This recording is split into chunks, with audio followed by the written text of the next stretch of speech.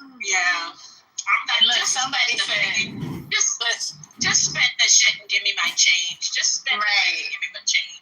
Somebody said when I said the bus broke down, I don't know if it was Patty, but somebody said one of those $20 buses. Not the $20 bus. The dollar bus. Oh Lord, not the super bus. Shout out to my Jamaican. I just say so. Shout out to the mega bus. Not the tap. Oh, I thought Brian was talking about the dollar bins. That's what I thought we were talking about, right? The dollars. Yeah, because you over here talking about Jamaicans. I'm like, yeah, that's a dollar bin. He's like, I'll take you. Just hop in. Wait. The mega bus. They pick you up at the mall. You go to the mall, you park your car, and you hop on. And you can go all the way. Huh? The mega bus. That's fancy. Uber. I'm an original Chinatown bus rider. That's no. That's the real shit. Oh my God. Yeah, I seen a video today. So a chick is like, I just spent $250 and look everything I got. She got a Chanel bag. She got a Louis Vuitton wallet. Where she was at? Is she in Chinatown? I was like, only in New York. I'm laughing. She got 2 perfumes. She said, how much was all this? She was like $210. All of Damn. I saw a thing on Instagram, and it was about Donald Trump's birthday parade, and the thing said, when you order your birthday parade on Temu and don't pay the tariffs, and they showed like the people, like they showed all the empty seats. They showed all the empty seats and the people like marching out of step. And I was like, this shit is funny as fuck. They said when you order your birthday on Temu and don't pay the tariff. Child, that's nasty. Y'all better stop playing with him. That was hilarious.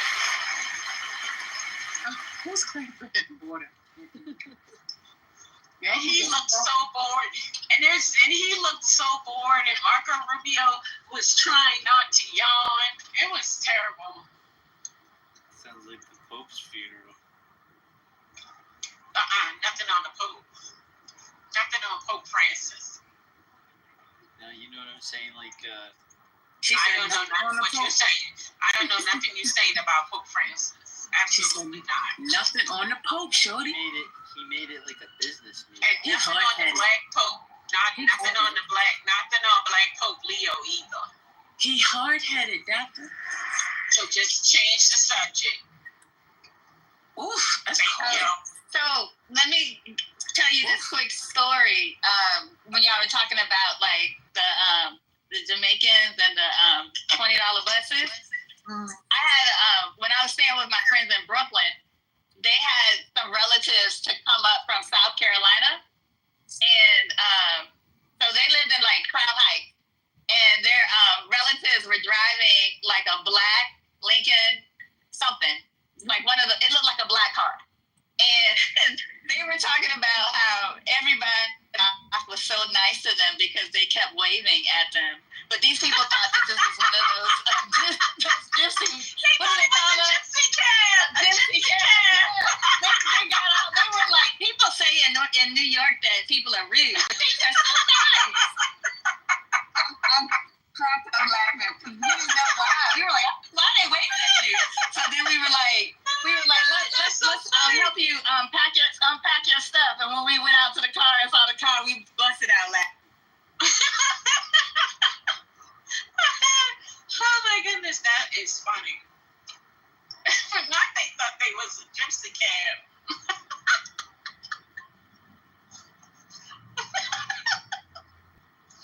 Oh God. Somebody today was talking about how it was so hot in New York, and they were going to open the fountains. They were going to open the fire hydrants. I remember when I was little, I got hit by a taxi cab running in the street for the fire hydrant. But anyway, that was the most exciting thing when they would open the fire hydrants. That was living. How many kids? Wait. We just don't fly past that? Yeah. talk about. Nobody's gonna say nothing. What the hell? It was No. like, Go back to the car accident. Back up. Yeah. oh yeah, when I got hit by the taxi. What happened? Give me some details. What happened? I don't really remember it. I just remember like running into the street and and then my aunt was like, "Oh shit, you fucking hit my knees, motherfucker." I was like, "But I'm okay. I'm not hurt." Okay, Yeah, so that's called I a remember that. concussion. That's a concussion if you don't remember. And I had to go to the hospital. I went to the hospital, and but I was like, I was fine. We didn't sue or anything, but we should have sued. I'm like, why didn't y'all sue? I could have had so much money. I missed out on like 3 lawsuits in my life Oh boy. where I could have been set for life, Did your parents were conservative? Yeah, my mama was like, well, she's not hurt. Yeah, that's how It's my okay. parents would be the same way. Yeah. What happened? Your head got hit or your body got hit? I think I literally like ran into the cab. Like the cab didn't hit me, like I hit the cab. Because I wasn't paying attention. I was so excited. I was like 7. There's a lot of water. Yeah. Yeah. I'm a little kid. Yeah, But they should have sued the taxi service. I don't know. They should have sued the yellow cab. We could have got a lot of money from the city. I'm sure of it. Yeah, especially back then. Yeah. In the 70s, for sure. There was no Uber. Yeah, my parents, they wouldn't worry about suing on my behalf. I could have had some Scary cash. back then. I don't know why. I think it was just the unknown was scary. My grandmother sued everybody. She's a genius. My grandmother, yeah, she was suing everybody. When my cousin got hit by a car because she crossed in the middle of the street and from between 2 cars, she got hit by a car. My grandmother sued. I'm like, but she crossed, like that's jaywalking. Like she was like, my grandmother was like, I don't care. She got hit. She's a pedestrian. Yeah, she let pedestrians out of the right away. Well, she got money. My parents were not doing that, though. Yeah, me neither. Yeah. Yeah, I'm at the artichoke fields, looking at the artichoke fields and other fields. It does look like Wait a there's minute. a little bit So, extra food. let me get this straight. So you're on weed and mushrooms, and now you're in the artichoke fields. I'm not in there per se at the moment, but that does sound really nice to just crawl up inside there, Oh, continue smoking. okay. There's a lot of artichokes in people's yards here, like as decorative, like Oh, plants. really? They're beautiful. It's a really beautiful plant if people haven't seen it. And they don't eat them? They probably do. Oh, okay. But right now, they're growing up. They're super tall, and they're pretty. And artichokes are like a weird thing, right? Because there's so much of them, but there's only a small portion of it that you can actually eat. Yeah, that's true. Unless you steam them, then you eat, Yeah, but you can't. I mean, that part, the tough part on the outside, you can't eat that part. There's only the little stem. Like when you pull out the tough part, that little piece at the bottom, you can eat that and the heart. That other part that has the little pricklies on it, you can't eat that. Yeah, The first I mean, I person wonder if you. the first person who ate an artichoke was starving. Well, that's incorrect. You're clearly not in California. My dad It was all. I just had some artichokes last night. That's what we said as we were eating it. That's just rude. Yeah, I'm You gotta sorry. learn how to make artichokes. Did you put garlic cloves in it when you steamed them? No, I got it at a restaurant. It was delicious, but it's just a lot of work. Yeah, you gotta steam them. You gotta. Yeah, it's a lot of work for like stuffed mushrooms, or not a lot of food. It's really good. Yeah, that's true. Right. Artichokes are good. It's really fucking good. But I like all foods. Like I don't know of a food. Oh, besides durian, I do not like durian. I haven't But tried. other than that, Can you describe? Oh my God. Dr. AG? durian, oh my god, it smells like vomit. It's like a Chinese fruit. And it's called the king fruit. And it kind of looks like a jackfruit, but it's not. But like how jackfruit, durian is a little rougher, like the skin's a little rougher, and when you cut it open, it stinks. It smells horrible. It is some delicious, though. Oh, really? It smells like dirt. It smells like looks like vomit. it came from an alien planet. Like even the It is trees disgusting. are an alien. Can And I you ate it, like, I ate ice cream. I ate, like, the durian ice cream one time, and I was like, even the ice cream is nasty. Does it taste like garlic? It's the nasty. No, it No. tastes. No. So I want to hear how No. you think it tastes, doctor. But for me, it tastes like a tropical, like fruit snack. It's It delicious. tastes like a rotten. It tastes like a rotten tropical fruit. Yeah. It's What kind of ice nasty. cream is I don't that? like it. Really? People I don't like describe the smell as being like rotting flesh. It is. And when you're in Southeast Asia, like there's signs up everywhere at hotels that say you can't Yes. bring durian into the hotel. In the leases, It's like smoking Oh in my your God. hotel room, but worse. in the leases, they And have you in the go lease that you can't have into durian. the grocery stores where they've cut it open. I'm like, oh my god, like what is that horrid smell? It's so nasty. It's so delicious. But It's so like an besides influencer on durian- YouTube that he swears by it. It's supposed to be healthy or something. But he's Yeah, a funny they say looking it's dude. super healthy, and it's full of like proteins and antioxidants. Like it's really Wow. supposedly good for you. But I don't care. You're describing the taste of papaya. Smells bad though. I'm gonna take Ew. it. Right? Yeah, so papaya does have a little bit of a rancid smell. Papaya smells weird but- sometimes. Never Yeah, thought but of I that when can- eating I can- papaya. I can eat a papaya if it's like already seeded and cut, I can eat it. But if it's not, I can't Really? prepare it like myself. I used But to I love like it. papaya, but now if I smell it or taste it, I like. Yeah, throw it. you can't. I can't.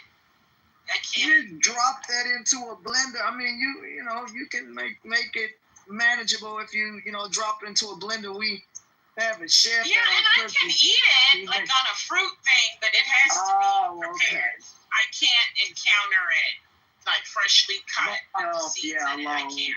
What about sour But all salad? other foods, other than onions and bananas, to which I'm allergic, I eat all foods. Oh, that's a shame. Onions are pivotal. But I have You can't shallots. I was gonna say you can't have shallots. Nothing. Yeah, I can have shallots. I can have So shallots there's and this garlic. Brazilian food where it's basically almost hatched egg, and you eat it, you slurp it down, and you crunch on the bones. How does that sound for you, doctor? What is it? It's a Brazilian food. It's a Brazilian Uh-huh. delicacy where Uh-huh. it's basically like a half-hatched egg, Uh-huh. like a chicken egg, and Uh-huh. like you eat the embryo and you crunch on the bones as well. You slurp it down. Oh, I don't know. I I don't know. I mean, maybe when manageable. I was in China, I ate pigeon. I didn't know that it was a pigeon at the time, but after I had eaten the entire thing down to the bone, I was like, "Oh my god, this is so delicious! What is it?" Yeah. And they described it, and I was like, "A pigeon? Oh my god!" But so I probably could eat it. I probably wouldn't mind. But if you can Chicken eat balls. that, you can eat chitlins. If you eat that, No, chitlins, don't people hold their nose eating those chitlins. Absolutely not. hold your nose at the table and eat one at a time. It's tough. Absolutely not. No chitlins. Yeah, it's pretty tough.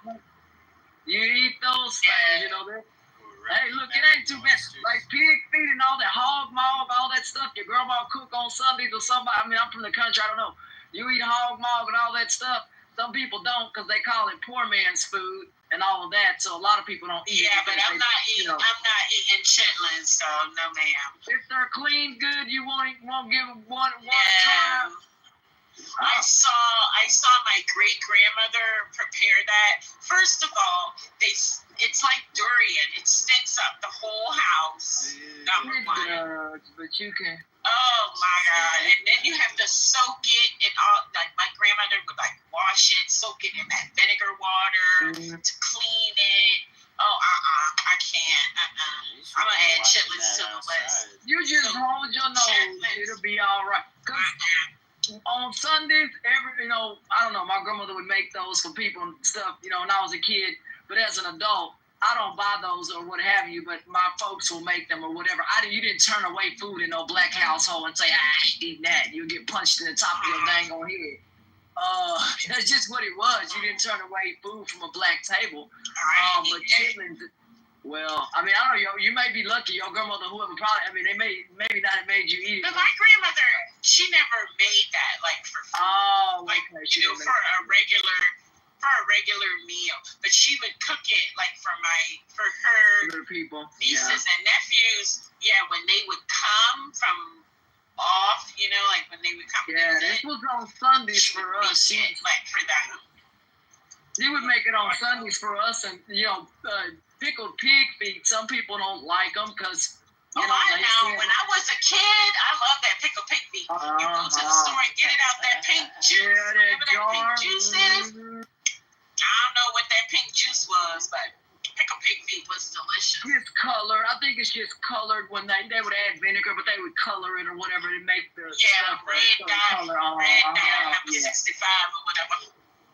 Yeah, and it make it color. But yeah, a lot of folks don't like eating that stuff either because, again, they call it the poor man's food. But let me tell you, it ain't nothing wrong with moving on up and having steak and black Angus steak and beef, good quality meat that's tender, falls off the bone. I never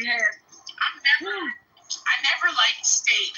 When I was growing up, when I was a kid, my dad, every Friday we would have steak and mashed potatoes. And I never liked it. And it was always like the whole thing. Because my dad was like, you know how hard I worked to make this? I was like, And I don't eat it. I don't eat steak to this day. There's something about the texture of it. What part is it the black Angus steak? Is it tender? I mean, because it depends on how it's cooked. If you're, getting rib. I don't care. You don't eat it at all. I don't like beef. I had filet mignon. I had Wagyu, whatever. I don't like none of that. Absolutely not. Oh, wow.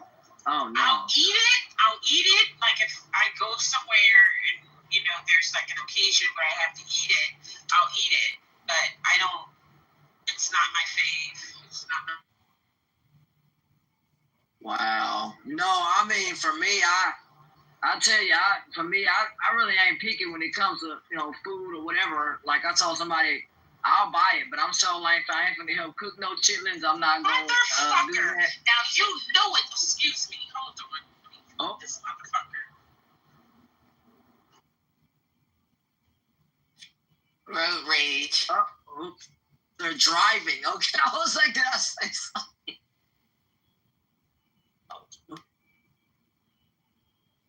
Some of these people make you want to curse them out. A guy caused a huge wreck on. I'm back. You're driving. Look, you're lucky to be moving. Yesterday, a guy caused a wreck on the highway.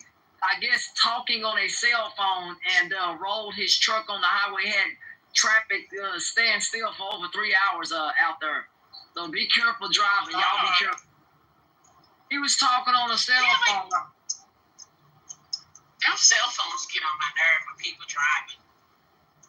I can't about it. Man, put it up on something where it's not in your hand or whatever, but it's like the thing falls out your hand. You go to reach for the dang on phone, and you swerve into another lane or something. It's just let the phone fall and go to an exit and get your phone. But no, what they do, try to reach down, and they ended up running into the whole concrete wall and stuff, and messed up their truck and everything. It was an engine part all over the highway. So people need to be careful talking on these cell phones. He was lucky, he was in a critical condition, is what they said on the news as well. So I just tell people, please be careful so you don't get care flighted up out of here. It's not a good deal to be on a care flight somewhere. But I mean, that's just not a good look. Like, oh my God, I'm in critical condition. What happened? I was on my cell phone. On a phone, and you now in the helicopter. That's like a recipe for loserdom. Like, come on. If you gonna go out, like, go out better than that. I don't know. That's just me.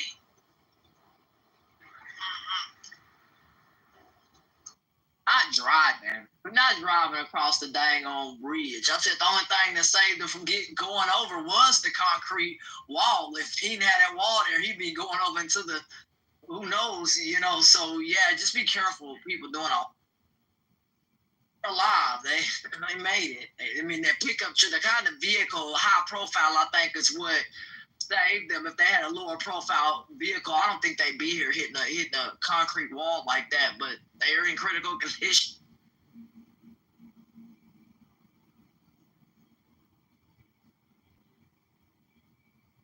Somebody said in the chat, are they? So I guess we're not gonna talk about nothing tonight. I mean, I'm just trying to understand the itinerary. Is Donald Trump talking about going to war or putting us in a war? I thought I heard something about that possibly. I don't want to be tied up in a war, y'all. I don't. I just want peace, man. This is crazy.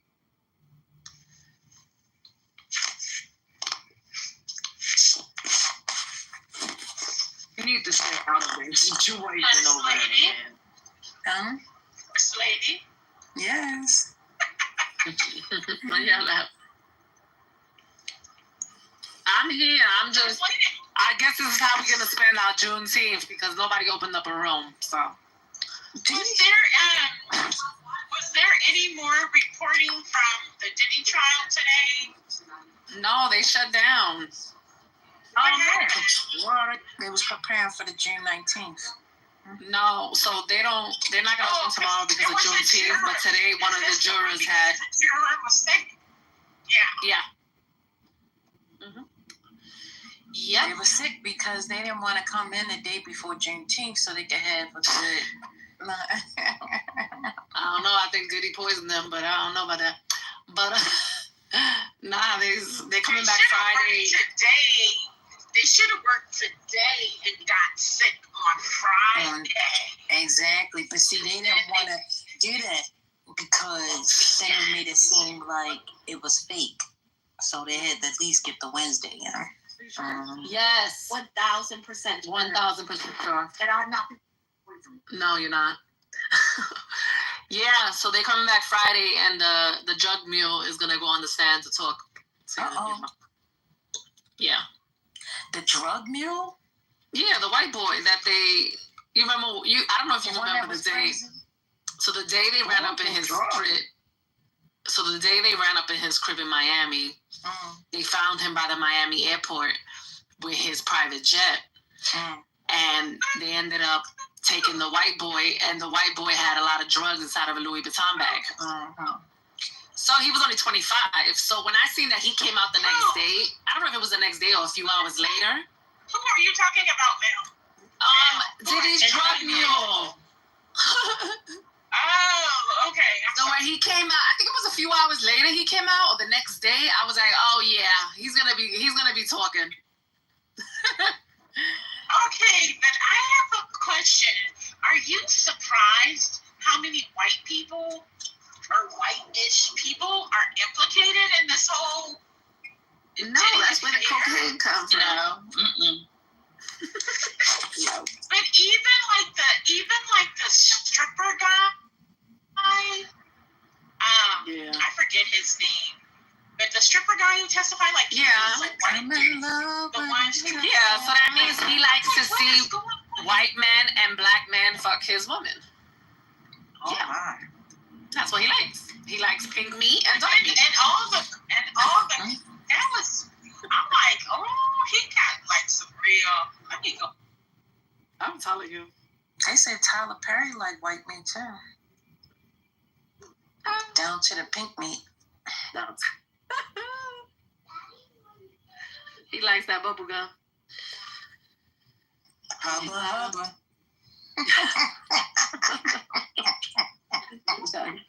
Who's in here? Hey, do you remember that? Come up here. It's Hubba Bubba. Hubba bubba. Hubba hubba. You seen one back there? I ain't seen him. No. You're just the love. And then they put that thing in the middle. It was Hubba Bubba. Bubblicious. You know the one And then that they you came used to on squeeze stage. it? I know that. What about the one you used to squeeze and stuff used to come out of it? Oh, Yes. ew. It's so The round one disgusting. that it was pink and then it was red and that comes out of it? Yeah. Mm-hmm. I ain't like that. That gushy stuff. I don't like that. Ugh. That's Yeah, I nasty. don't like that. I don't like the feeling of that. That was nasty.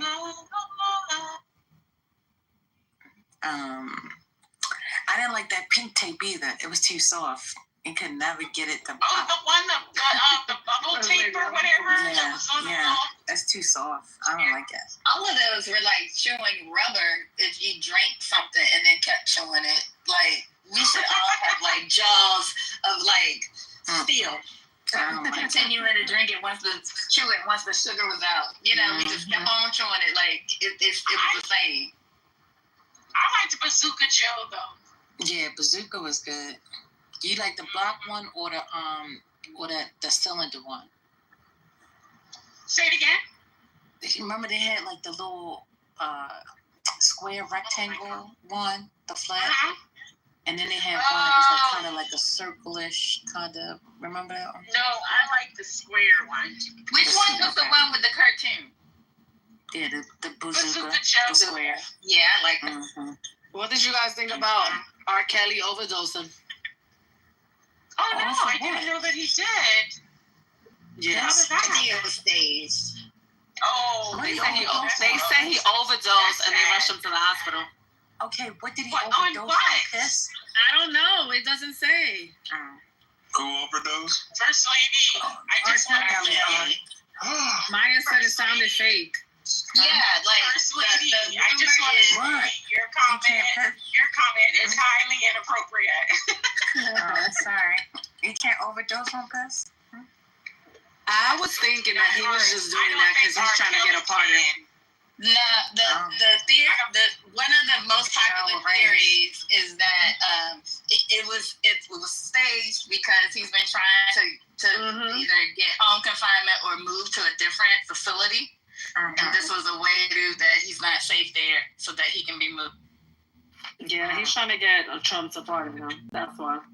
That's so And nice. how is an overdose? How is a self-inflicted overdose? It wasn't self-inflicted. Like the people that administer the drugs at his facility, like are supposedly who did it. Like that's what he's alleging. Let's see. That is insane. Ain't nobody believing that. Yeah, it doesn't. Exactly. They're gonna stay in jail. It's like nice try, Robert, but no. Nice try. You sound like that woman who was in the movie about R. Kelly where she was his teacher and she said, and I said, Robert, what are you doing around here? Around this McDonald's? Right? It's like, Robert, what were you I told Robert, get away from around here. So I was like, Lord, the teachers say she called him by his whole name. Doctor, why are you not at home already? Why are you out in the streets? It's too late. It's dark outside. Okay, She out there road racing. You didn't hear her? So this is what happened. My figure skating club had a clinic, right? And And so you usually for the figure skating club clinics, what happens is the teacher is like go on the ice, and the kids or the people are out there for public skating, and you go out there and you talk to them, like you teach them a few skills or whatever, because you're just trying to get them to enroll and learn to skate. So I go over there for the clinic, and when I get in there, Susie is telling me that I have to pay for the public skating. I'm like, excuse me? I was like, no, I don't want to skate. I'm only here for the clinic. And she's like, oh, but the clinic, it's happening on public ice. I said, oh, no, ma'am. I'm not doing that. And she was looking at me like I was crazy. I'm like, I'm not going to pay money to do a free clinic. Are you insane? So I'm on my way back now from the clinic that I didn't do, which I'm really irritated about because it takes a little less than a quarter tank of gas for me to go to and from the rink. And that's a quarter tank of gas that I didn't need to use, with this war in Iran. Right. Yeah, but I'm like 10 minutes from my house now. That blinker been on for a minute though. That's because I'm constantly changing lanes. Thank you, ma'am. Oh, you're a constant lane changer? Oh my God. You gotta get where she's gotta go. Do you not care about these important things she's got going on? These people don't have a mission. They're not trying to get nowhere. Seriously, This is why I like Dr. AG. Look, you know that seniors in drive their like each other. 70s drive with this blinker light on for like 2 miles. You know that, right? No. Oh, She's in her 70s. You know they keep that blinker on. No, she's in her 80s with me. I'm 87. I'm gonna be 80 soon. So that means y'all need drivers. Y'all shouldn't be outside. I needed a driver when I was 35. What's going on? Why you don't know me?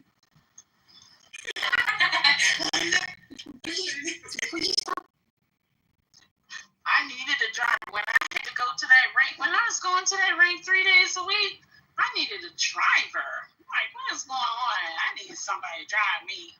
I got in a carpool. Maya said you drive like a granny with the blinkers on a mile away. No, I put on my blinker a sufficient 300 to 250 yards away, feet away from where I'm turning. Quick question: have any of you used? Even where I live, brake light means turn. Oh God, that's horrible. You don't know they're turning until they press on their brake, and then they start turning. Oh yeah. All right, so I just want to say, breaking news. If y'all haven't heard it says Trump reviewed Iran attack plans, but is holding off to see if Tehran steps back from nuclear program. Go ahead. Finish saying what y'all was saying. Thank you. I was asking, does anybody get tricked into using those like safe driver apps to reduce your insurance? Because that's I have it. I use it. Why is it a scam? It doesn't beep or tell you that you're driving too fast and you're going around the corner too fast. No, but I save a lot of money, and that is a lot of my road rage when I have to like slam on my brake because I be telling the people, I'm like, you're fucking up my road. My snap. No, Johnny's, I'm perfect. Well, I'm trying to all I know is that for the majority of the people, I would say it's a way for these insurance companies to justify increasing your insurance when it's time to renew. Whether you had an accident or not. Yeah, that's how they increase it. They tell you that it's to see if you're safe, but basically it's another way to basically justify by their different calculations, like when you're driving, the time time of day you drive, Oh yeah, now when you drive and that stuff like that. time, that time thing is crazy. But it has made me more conscientious because I'm like, and I be cursing them people. I'm like, why are you making me like you gonna mess up my SNAP projections for this month? But that, Yeah, you think of it like that that. just goes to show you don't drive well. That's all. That just goes to show you yeah, I how do. you drive. Take it out. I take it out. Like literally, the first time I did it. Yeah, I'm not worried about it because you're not gonna keep beating and telling me that I need to go down to like 5 miles to turn. Oh yeah, mine isn't verbal like that. Mine doesn't do that. Are you with Mine don't do that. No, I was I'm with Progressive. this was years ago when I was with Progressive. When it wasn't on the app, it was actually a thing you put in your car, and it would like keep beeping and telling me like I was like going too fast around the curve and stuff like that. And then the next year when it was time for me to renew, it was like my insurance went up, and I was like, "Oh, I got you." I was like, "Yeah, that's it." And I've never done it. I've never downloaded it again. Mm-hmm. So I have the Progressive Snapshot, and it doesn't. So like I saved $50 last year on my car insurance. Yeah, they keep reminding me to download it. You know, like because I have the app. Like that's how I pay for it and use it. And it's like better to show my insurance, but they asked me to turn it on, and I'm like, y'all not taking me. But you can turn it on and turn it off. So like when I get in the car, if I know that I'm gonna be driving Speed Demon, I turn it off, and you can tell it I'm a passenger. You can turn it off. So then you can turn it off because it comes on immediately when you get in the car. But like if you're riding in an Uber, you don't want it clocking the Uber, so you can go in and say I'm a passenger or I'm not driving or whatever. Yeah. Oh, that's good to know. I cheat mine a lot. I'm about to put my app on a family member's phone because they drive. Like a senior. That's a good one. He's been driving this Toyota Tercel for 200,000 miles, and he just changed his brakes. He just changed his brakes for the first time. What?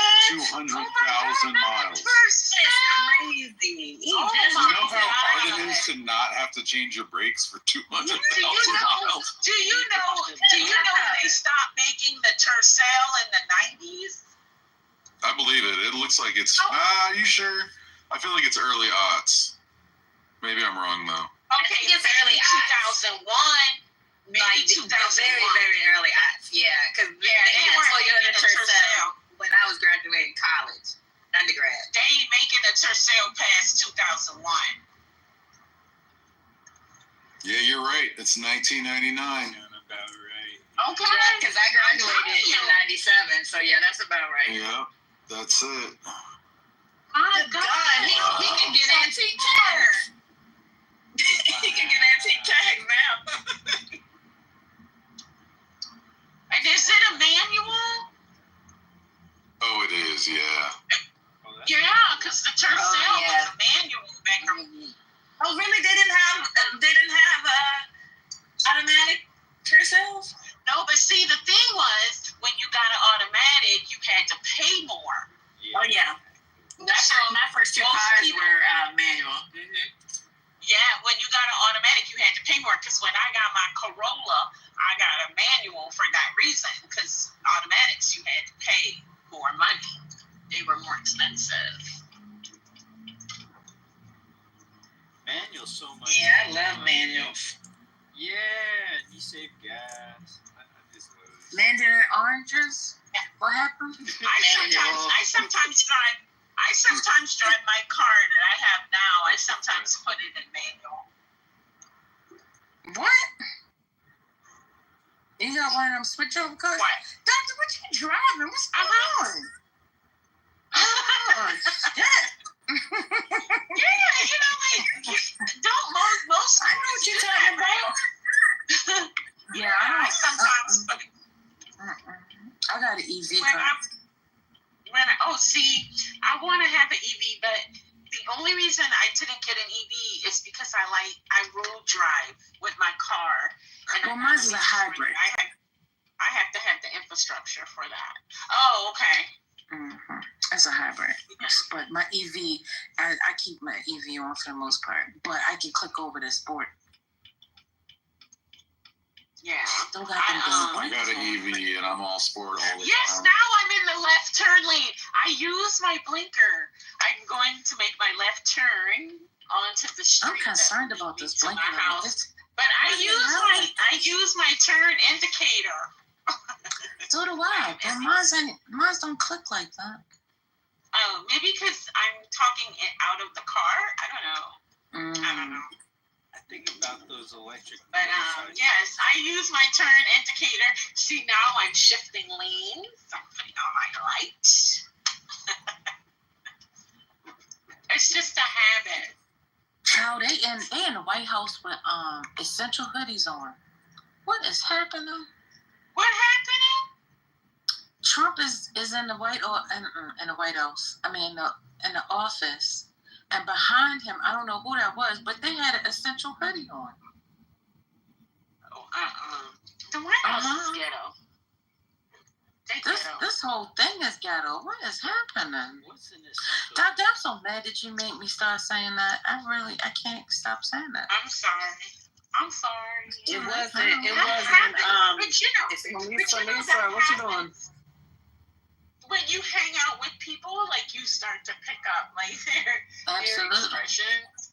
Mm-hmm. Yeah, and I mock people, like I'll do like their accents and stuff, and so then every now and then it'll creep in when I'm talking. Yes, that's exactly what has happened. I was copying you, trying to sound like you, and then now it has become a part of me, and I can't stop it, and I don't like it. What is happening?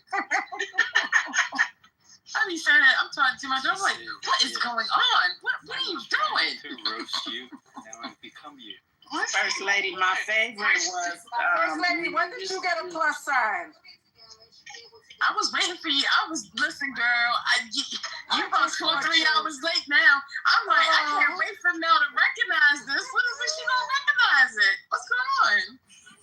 I just seen you right now. I said it again. I'm gonna put some tape on. Oh man, that's funny. But Deborah, what were you saying? I thought I heard Deborah. No, I was just, while you're talking about First Lady mimicking people, I was just going to say, I miss the Hey Yo Patty. Oh, yeah. I haven't seen him in a while. Hey Yo Patty. Hey Yo Patty. I haven't seen him. He changed his name, too. What's up with everybody changing their name? I guess when you on the run. They on the run, huh? As soon as they open their mouth, you can hear it. You know who they are on Clubhouse. What's this lady name? They don't want their wives to catch them. Oh, shit. Their wives? Yeah, they don't want their wives to know their new account name. Them jokers ain't married. Shit, after the one that I got in the back. Abby Phillips got her hair done, y'all. You forgot the missus? First Lady, did you forget the missus showing her ring? I remember. I'm trying to tell you, that lady with the... Mel was like, is that a... Mel, I think First Lady was like, is that a man's hand? I said... man's hand. I guess why she's showing her finger with his finger. That must be a man's finger, right? One of them hands was not a woman's hand. That's all I'm gonna say. Who does that on the internet? She wanted to know. She wanted to let everybody know that her man is a married man. Nobody want him. I don't even know who he is. I don't even know who he is either. And I typed in his name. A bunch of people came up with that name. I'm just saying for the record. Like I told somebody one time, if I'm the problem in your marriage, you're gonna have a 50th anniversary. That's something. Hold on. I mean, I haven't heard that. I'm back. Hey, y'all. You ever heard that Maya married herself? Yeah. The R&B singer? Yeah, she did that because she's not having sex. She's, you know. Oh, well, let me marry myself because I'm not having sex. What is going on? That's crazy.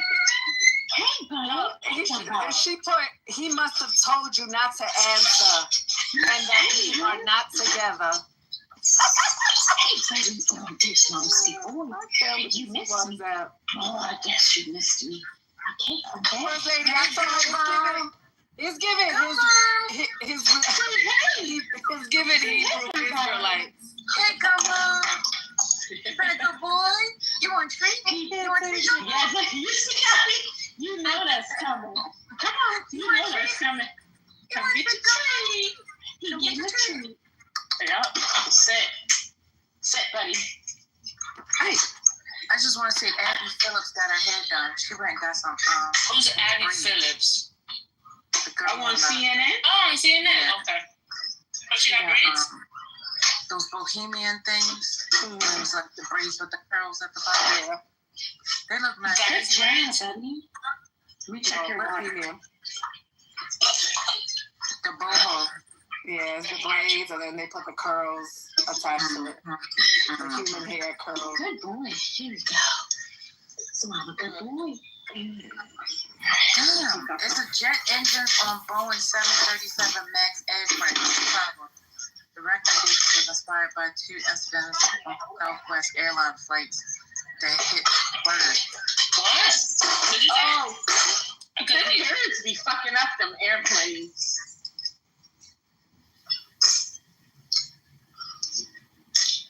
Them birds be tearing them airplanes back. Good job, buddy. Did you guys hear the breaking news? I don't know if this is from 2 hours ago.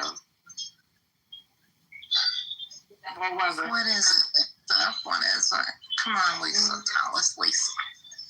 It is Trump approved attack plans for Iran, but hasn't made final decision to strike. You guys heard about that already? Yeah. Okay, that's old. Yeah, I think First Lady just said it a minute ago or something. Huh? That's the thing. Okay. She in the Oval Office with people with hoodies on. Not hands up, don't shoot. Yeah. He's in the Oval Office. There was white hoodies. Come on, buddy. My hair been wet all day. I shampooed my head today.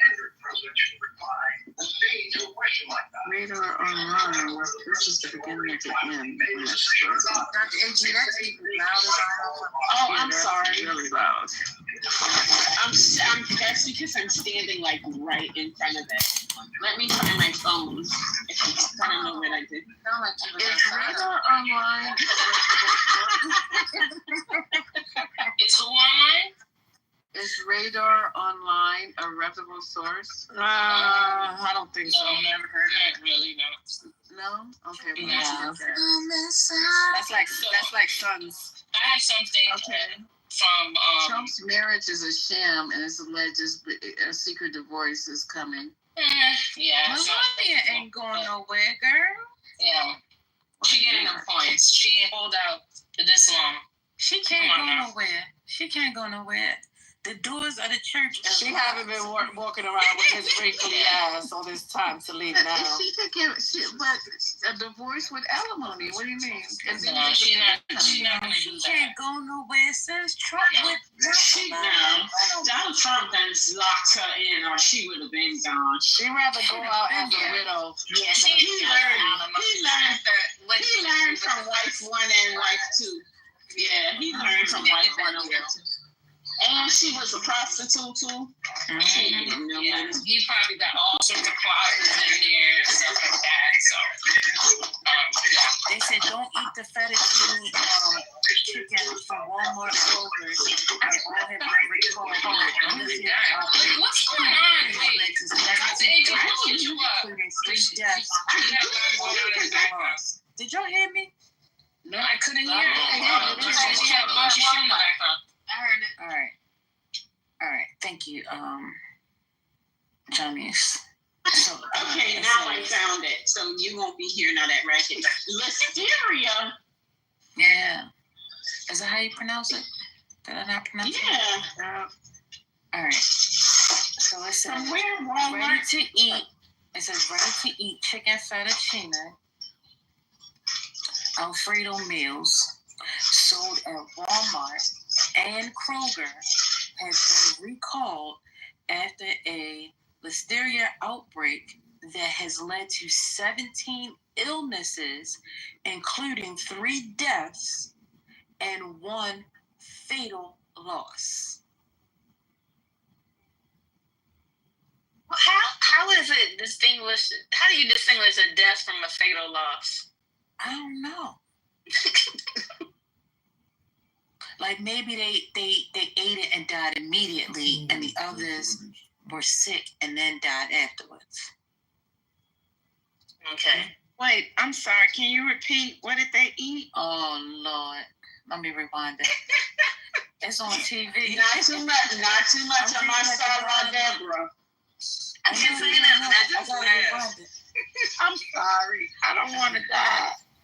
All right. You might just suffer a fatal loss, Deborah. It says ready to eat chicken fettuccine Alfredo meals sold at Walmart and Kroger have been recalled after a listeria outbreak that has led to 17 illnesses, including 3 deaths and 1 fatal loss. Oh, you know what? That's what's wrong.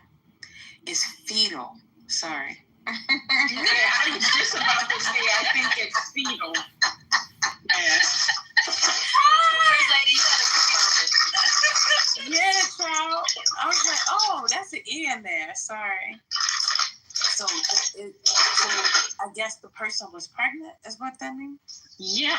Yeah. Mm-hmm. That's sad.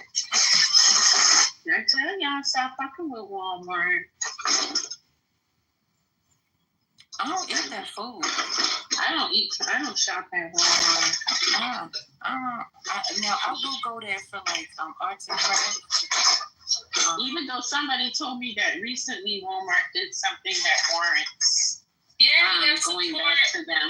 Yeah, you gotta support Walmart. They were behind the No King. Well, they supported the No Kings protest. They took The daughter did. The daughter. the daughter. Yes. Oh. The daughter. She's Becky. She put it Her on name money. Becky? It's not Karen. I don't know, sis. I don't know people by No, name. it's not Becky. It's definitely not Becky. I would remember that, but I don't remember what her name is. Her name not Rebecca? Oh, it could be. I should call her by her nickname. Because, we down like that. Come on, what? Come on, here. What you need? Oh, you need your allergy. Oh, I put an article in the chat. Come on. It is about Social Security. Unfortunately, Trump is about to spend your Social Security money on war in Iran. Okay? Oh, great. Not really. This is but Social Security finances erode further and could spell benefit cuts. The nation's key program for retiree benefits continues to see financing shortfalls unless Congress acts. Those drops could lead to payment cuts in 8 years. So I'm sorry, y'all wanted all the migrants that pay into Social Security without being able to draw those benefits. Y'all wanted them out of here, and now Social Security is running out of funding. Now they're leaving and taking your Social Security with them. Yeah, they're out of here, right? And then they're running up their credit cards before they leave to Mexico, and these credit card companies will be on the hook. Not taking bankruptcy debt. Yeah, they sure are. They're running it up. Might as well run it up. So if you see them all packed, mind your business, okay? Don't talk to some of these people, all right? Let them shop till they drop. They're gonna mail that stuff back to their country. Set up a nice little setup. Take that $1,000 and a free flight that Trump is offering them, and they're out of here. Let this country figure it out, okay? So, y'all want to deport motherfuckers for just minding their own business and working and paying taxes. Now it's civil war in this bitch, okay? Everyone for themselves, Hunger Games edition. Let's go.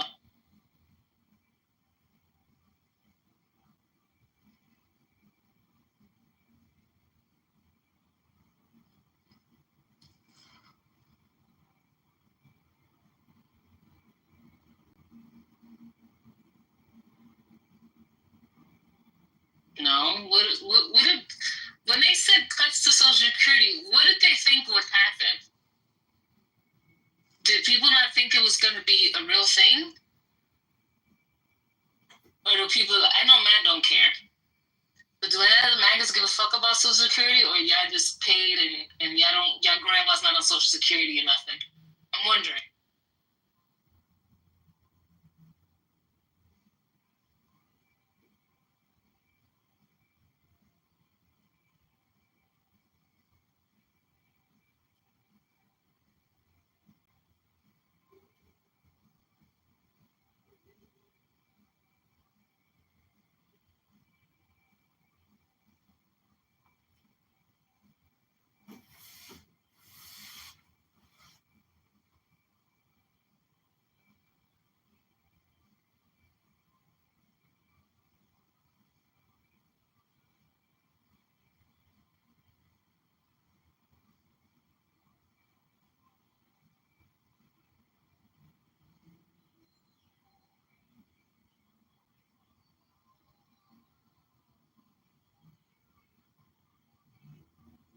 Hello.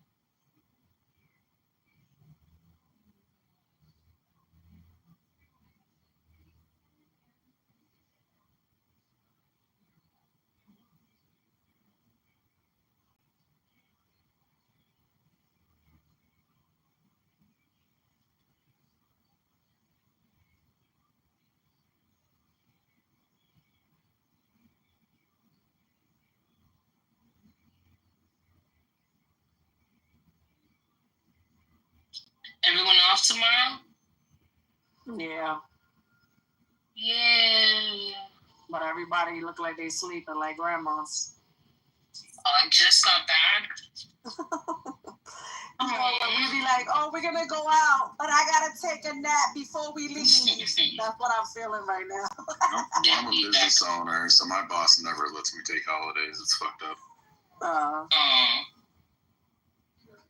Yeah, he's kind of a piece of shit. Tell your boss to go fuck himself. I do it every day. Mostly when I'm looking in the mirror. Stupid. I'm watching Housewives. These girls be bugging. Which Housewives? Atlanta? Yeah. Okay. That's like the only season I ever watched, I think. It's Atlanta, like the first couple seasons, and then I saw Housewives in New York one season, because they had a Puerto Rican chick, and I was like, oh, they finally got like a Puerto Rican chick. Let me watch, and it was alright. It was kind of boring, but it was okay. I've only watched New Jersey and Atlanta. I like the Puerto Rican chick on there. She's an influencer, and people don't like her, but I like her. I don't give a fuck. She's just like, just really cute. What happened to Candy and all the other? Candy left. Candy ran her course. She been there for what, 10, 15 years? She was there for a long time. She was like, I'm out. Oh, she's on the Shy, so That's why they brought Portia back. She ain't Can't really be doing left. nothing on the show. so she isn't. Her husband got killed on the Shy, so she might not be coming back. You shouldn't be telling people that everybody hasn't watched that yet. Damn, Lisa. I haven't watched it either, so. That's a big character right there. That's I'm funny. sorry. Dang, I didn't know she was big on the show. I stopped watching it. She's not big on the They show. got the mafia on the Shy, though. The women gonna be running stuff on the Shy, so. Yeah, they what's are. her lady's name? That's the mom. What's her name? I don't know her name. Her But real she name. played on Greenleaf. Yeah, that's where I know her. Greenleaf. Lynn Whitfield. Yeah, that's her. Oh yeah, Lynn. She's a bad. I like her. I like Lynn. Lisa, you act like I can see you being Lynn. Me? In real life, yeah. Oh, hell no. You know, that's the chick from A Thin Line Between Love and Line. The one that went crazy on dude. Yeah, I can see me doing that. Oh, damn, Lisa. I haven't seen the movie, but Scorpio behavior. You haven't. Come on, Lisa. What's going on? Do we need to do movie night Fridays or some shit so you could catch up to? I got a list, movies, and I'm working on my list. Remember, you were supposed to at least knock out 2 of them by now. I have knocked out 1.5.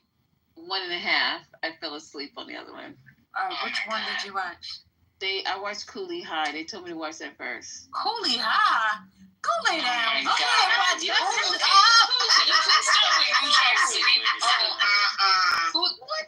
Can you please start with New Jack City? New Jack City is like getting all my one-liners. Cooley High is a classic. No, I'm saying like watch that first. Y'all definitely 87 years old. Cause Cooley High, come on. Cooley High incorporated Earl and me, Lawrence Fishburne's very first movie. Well, they didn't tell me about no cornbread movie. But oh my God, that movie was so good. But New Jack City? That's what I want to see, New Jack City. You know, New Jack City. You can't go to sleep on New Jack City. New Jack City is 20 years later. But it's not even on Netflix. You can't go to sleep on New Jack City. This is insane. Insane. And the membrane. All around. Classic cinema. Jesus. No, I told have you seen Claudine? Claudine, With Diane Carroll and James Earl Jones? Oh my God. No, I'm gonna write it down though. The movie set in Harlem. People that the whole soundtrack is Gladys Knight and the Pets. No. And even Gladys is dead, right? And Gladys is not dead. What's wrong with you? I need you to not kill Gladys. Get her and drag her, please. What is going on? Gladys. And Lawrence Hilton Jacob is in it. Tamu is in it. I don't know these people. Lawrence Hilton Jacob, he was from Welcome Back, Kotter and the Black Eye. He was also. Oh my God! You know what? Yeah, Doctor. You support the war, nigga? No, I guess only supports wars on terror. What's that, Benny? I'm just saying you only support the war on terror. I don't support wars, period. But I also think for every attack, there is a consequence. For every cause, there is an effect. Well, not every cause. There's an uncaused cause, right? No, here we go. You know, an uncaused cause in and of itself is the cause. So I'm talking about for every cause. Any Adam, like mind your language when you deal with philosophy. Okay, mind your language. When you're making a philosophical statement based on it has a certain Here's your cause and effect. The Zionists killed a lot of people in Palestine. Now Iran's going to obliterate Israel. What's the? There you go, honey. Let me clap for you. Give me a second. Do you guys blame Palestine for anything? So just wondering from the Iranians, do you guys blame Palestinians for any of this? Absolutely not. What do you mean blame? Why would we blame them? Some of them, they do blame it. It's all started because of the proxy war and this and that. For how long has Iran been supporting the Palestinian cause? 44 years. It's not due to the Iranian people alone, single-handedly. Saudi didn't come forward. I wonder why. Before, so after 7th of October, all these proxies, they started attacking. And apparently their narrative is that the proxies are funded by the Zionist entity, by Iran. So Iran is the head of these proxies. You see what I'm saying? So indirectly, some of these Zionist Iranians, they put the blame on Palestinians. They have been, those complaints have been ongoing. However, the Iranian government did what the Iranian government found right to do. And as much as we may not support every move they've made, even support them in general, this thing I think was a good cause, even if it worked for its own self-interest.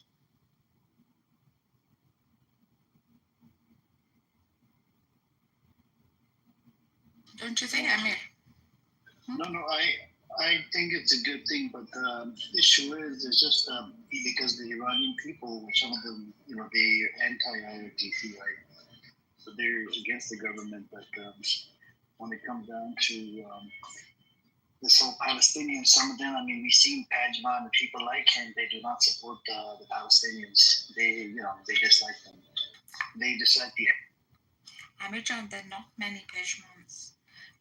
We used to remember the time, Amir, we used to have rooms with Salah and Mazi. Benny was there too. It used to be packed rooms right in the beginning after the October 7th. Even Ali Razavi, who hates the RGC, we were all unified against oppression. So, and I think most human beings around the world did participate, whether their governments were part of it or not. It's just a very intrinsic human response to tyranny. Actually, to be honest, there were a handful of Iranians who don't like Palestine because they think Hamas represents the Palestinians. They are a strong group, just like the IRGC, the government in general. So, yeah, there are some. I think there are definitely a handful of Iranians that don't like Palestine. There's the Iranians that just... But what can cause an Iranian to be... They're not working for anyone, man. ...for Israel and die for Israel? What can cause that fucking crisis in someone's identity, man? Well, I'm the Iranian government, yeah. Yeah, but willing to die for Israel? Because they're not willing to die. But they literally cyanide themselves, or they'll know if they get... No, because they don't live in Iran, man. They live outside. I'm talking about the Mossad agents within Iran. Oh, the Mossad, yeah, well, yes, yeah. There are definitely... What can cause that identity crisis? Can I say something about the Mossad? They truly dislike their country, their government, and it's a paycheck. They're poor, in many cases, or barely making ends meet. So yeah, there are definitely traitors. There's always traitors, and when you have a government that's deeply unpopular with the populace, then yeah, you're gonna find... Yeah, but willing to die for another country, Benny, that's a whole other level, you know what I'm saying? I don't know if their motives are really for another country.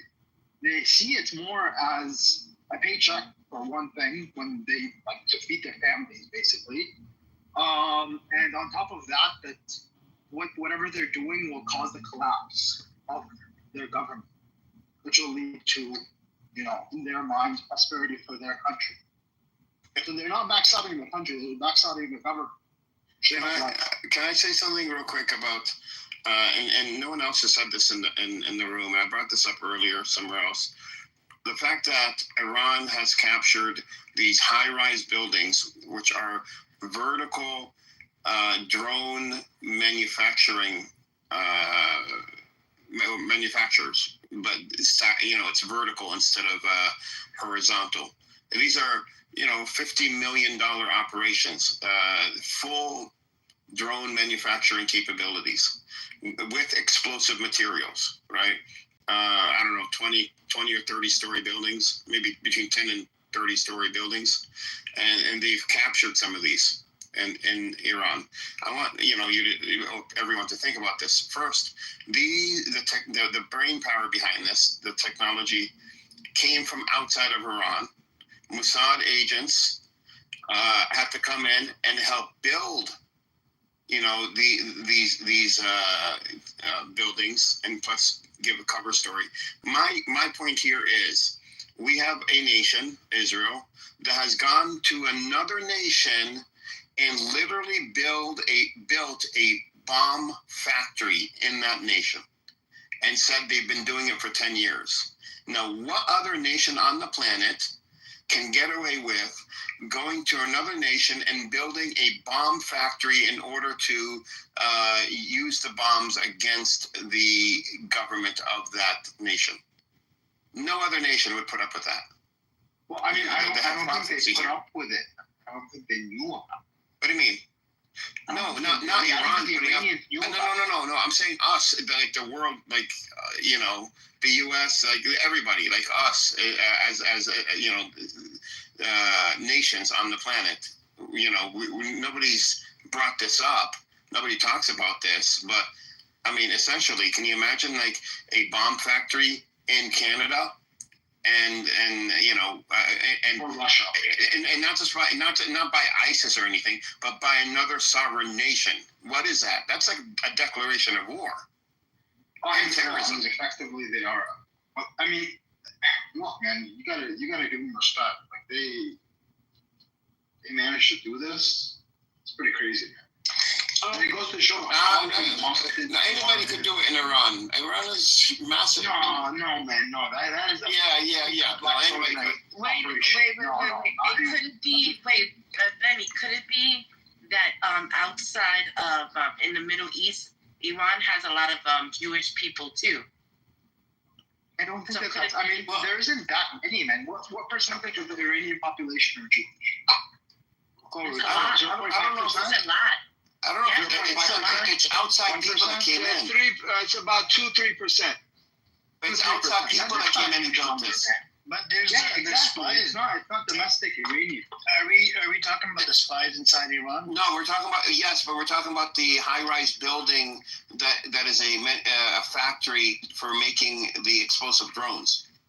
And I was saying, like, if you put this factory, which is basically a bomb manufacturing factory, okay, in any other country, like, Benny Adam, he's from Canada, so I said Canada, and if another nation, no matter what that nation is, put this factory in exclusively to make bombs to be used against the government, the entire world would be outraged and screaming terrorism, screaming, just everything against that nation. There are double standards for Israel. Like, that's just something you have to get over.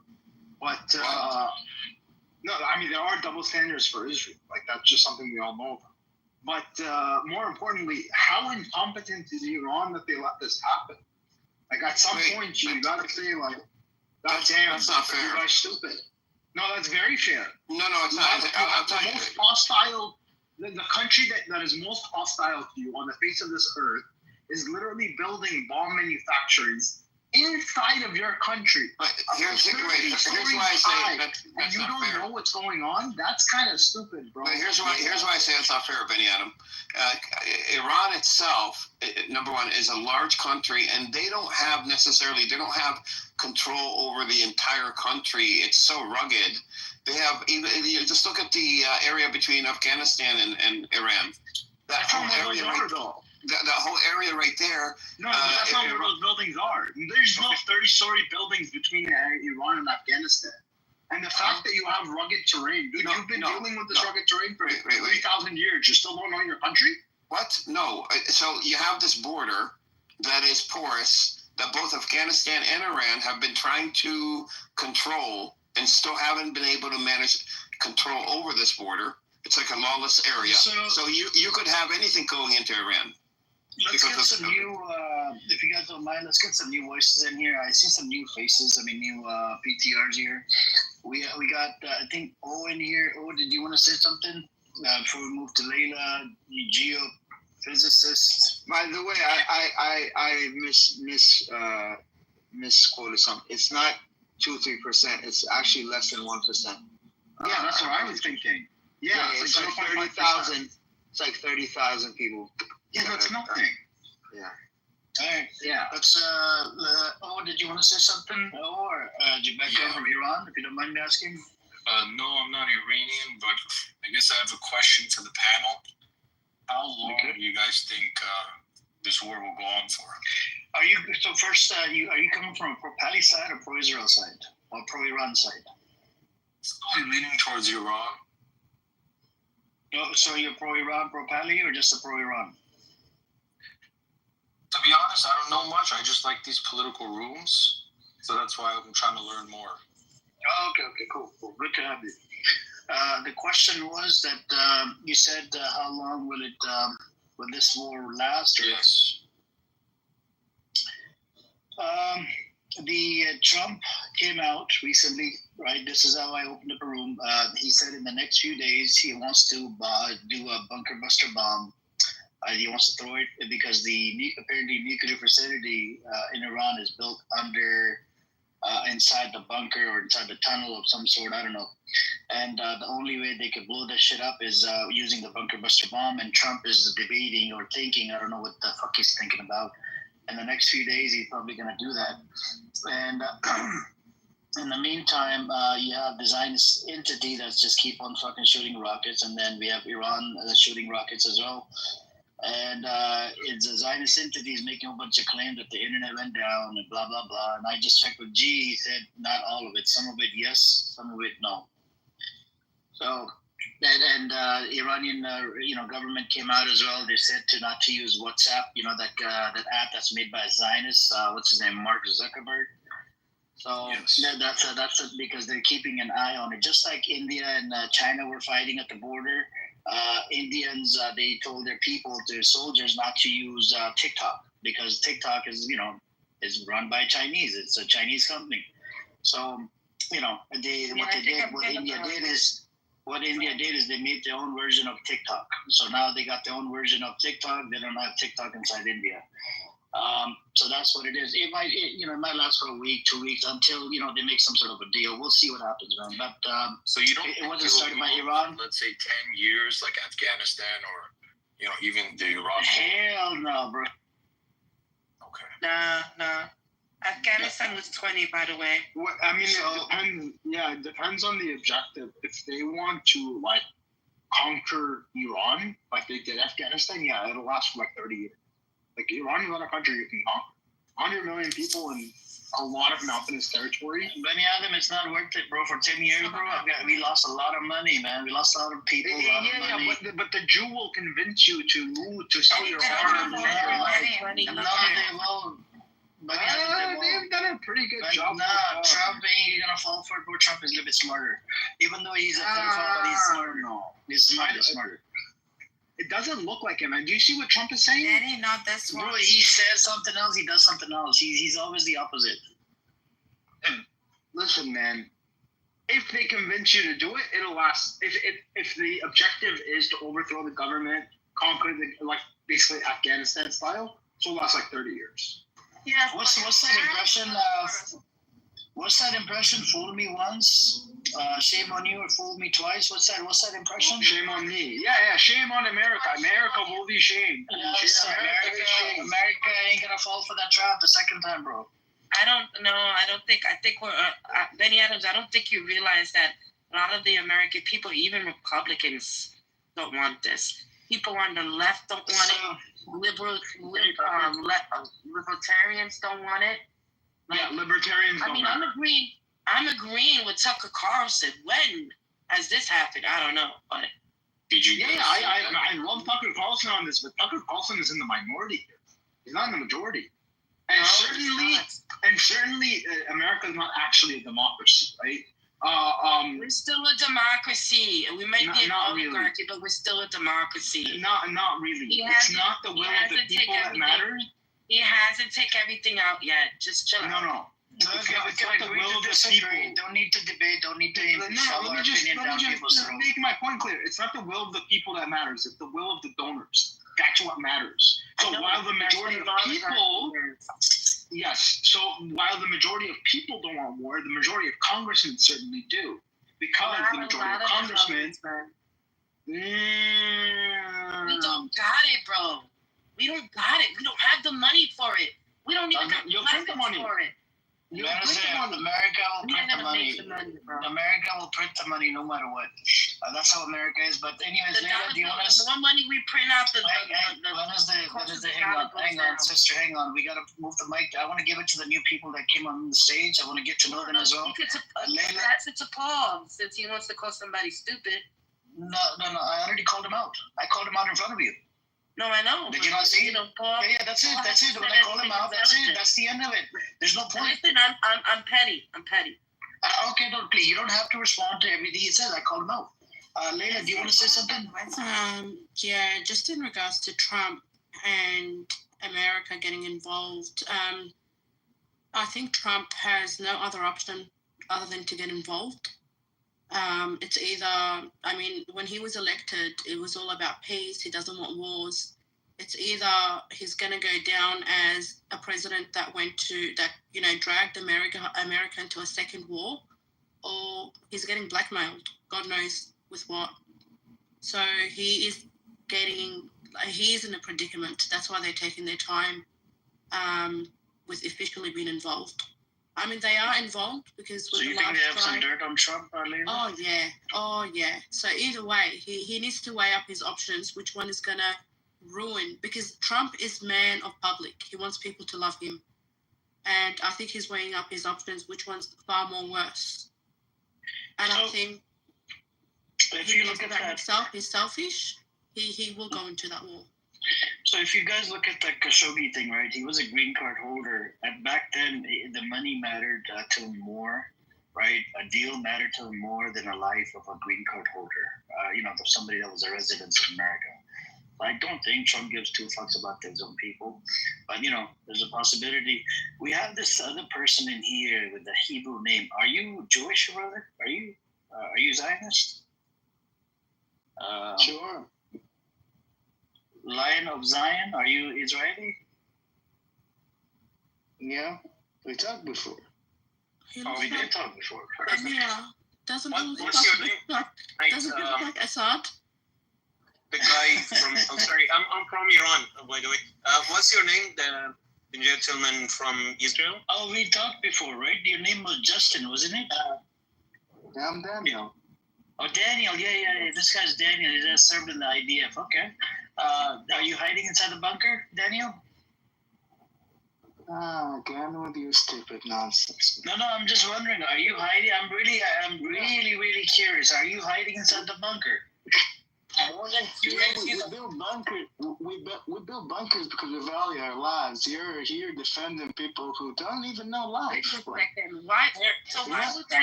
would that be stupid nonsense? No, that's not right. You build bunkers because you know you're gonna attack countries. You build bunkers because you know how savage you are. Calm down. You're not gonna sit here and freaking. Hold on, let me call him out. Let me call this idiot out. Daniel. Daniel, calm down. Do not attack women in here, right? And children. We even have children in here. And do not attack, who else? Elderly. I'm an elder. Do not attack me as well. So please, calm yourself down and just, have a civilized conversation. Why are you getting triggered? What's civilized? If you're living inside the bunker, so what? Just be proud of it. You're sitting here spreading terrorism. Daniel. I'm in Iran. Can I talk with Daniel for? Yes. Hang on a second, Mustafa. Just 1 second. I want to pass the mic. So who wants to engage with this person first, and then we can go turn by turn. Yeah. I just want to say one thing real quick. One thing, okay, go on one thing, and then after Exlan, it's on you, Mustafa. Here, great, Daniel. He's actually concerned about you, not necessarily because of the Iranian missiles, right? That's hitting Tel Aviv, right, and making it the fireworks are going on, all that. That's not what he's concerned about. He's concerned about, your dignity, because there are actually reports, and I'm not making up, of rapes happening in bunker. So if you're not a rapist, hopefully you're not getting raped. So that's all he's concerned about. I mean, are you okay? Are you feeling safe? If you're not feeling safe, you can let us know. We'll see what we can do. No, they're raping the women there? I'm not even kidding. This is actually That's crazy. What a savage culture you guys have. Correct. So, I want to give it to Mustafa. Do you want to respond, Daniel, or do you mind? Foreign agents. Daniel, we're not agents. Stop cursing. We're having a civilized conversation, bro. Ocean. Oh my God, Mustafa. Sorry, Mustafa. Go now. You could use. Let me see who you could use on here as a Zionist. Oh yes, Steinhardt isn't sitting in there. You could curse at him. Yeah, I just wanted to talk with him. When these guys are up, you can ask him what's happening, because we don't have any reports from Israel. What's been happening? Like Iran is launching missiles, and we don't know how many of those ones are landing. What's the damage? What's the electricity situation over there?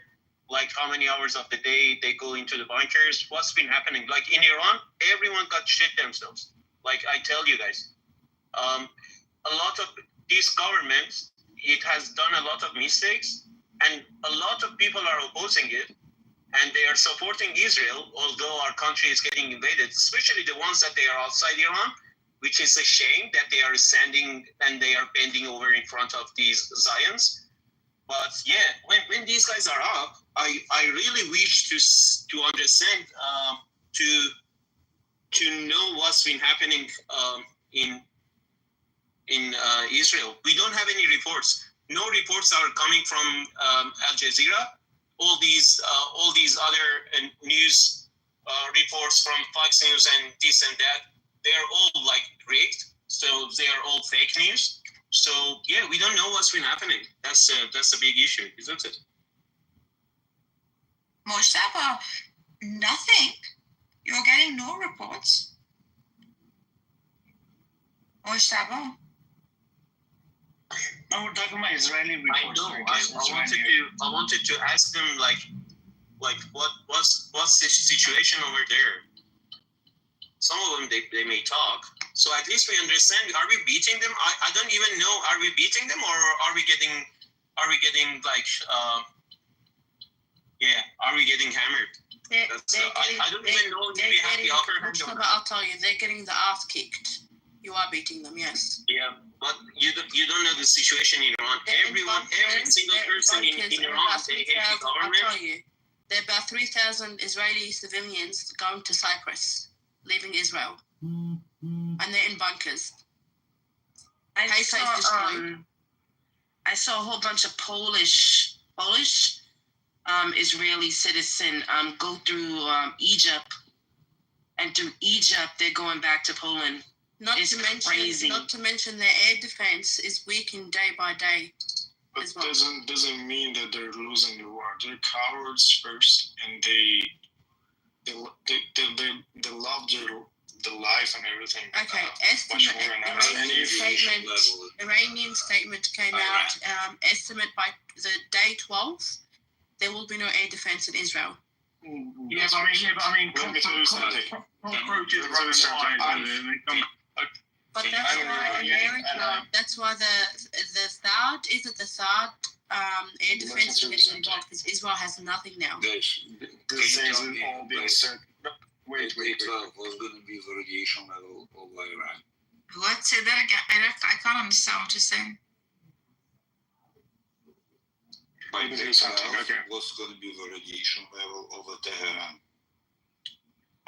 Nothing gonna happen to Tehran because we're not relying on.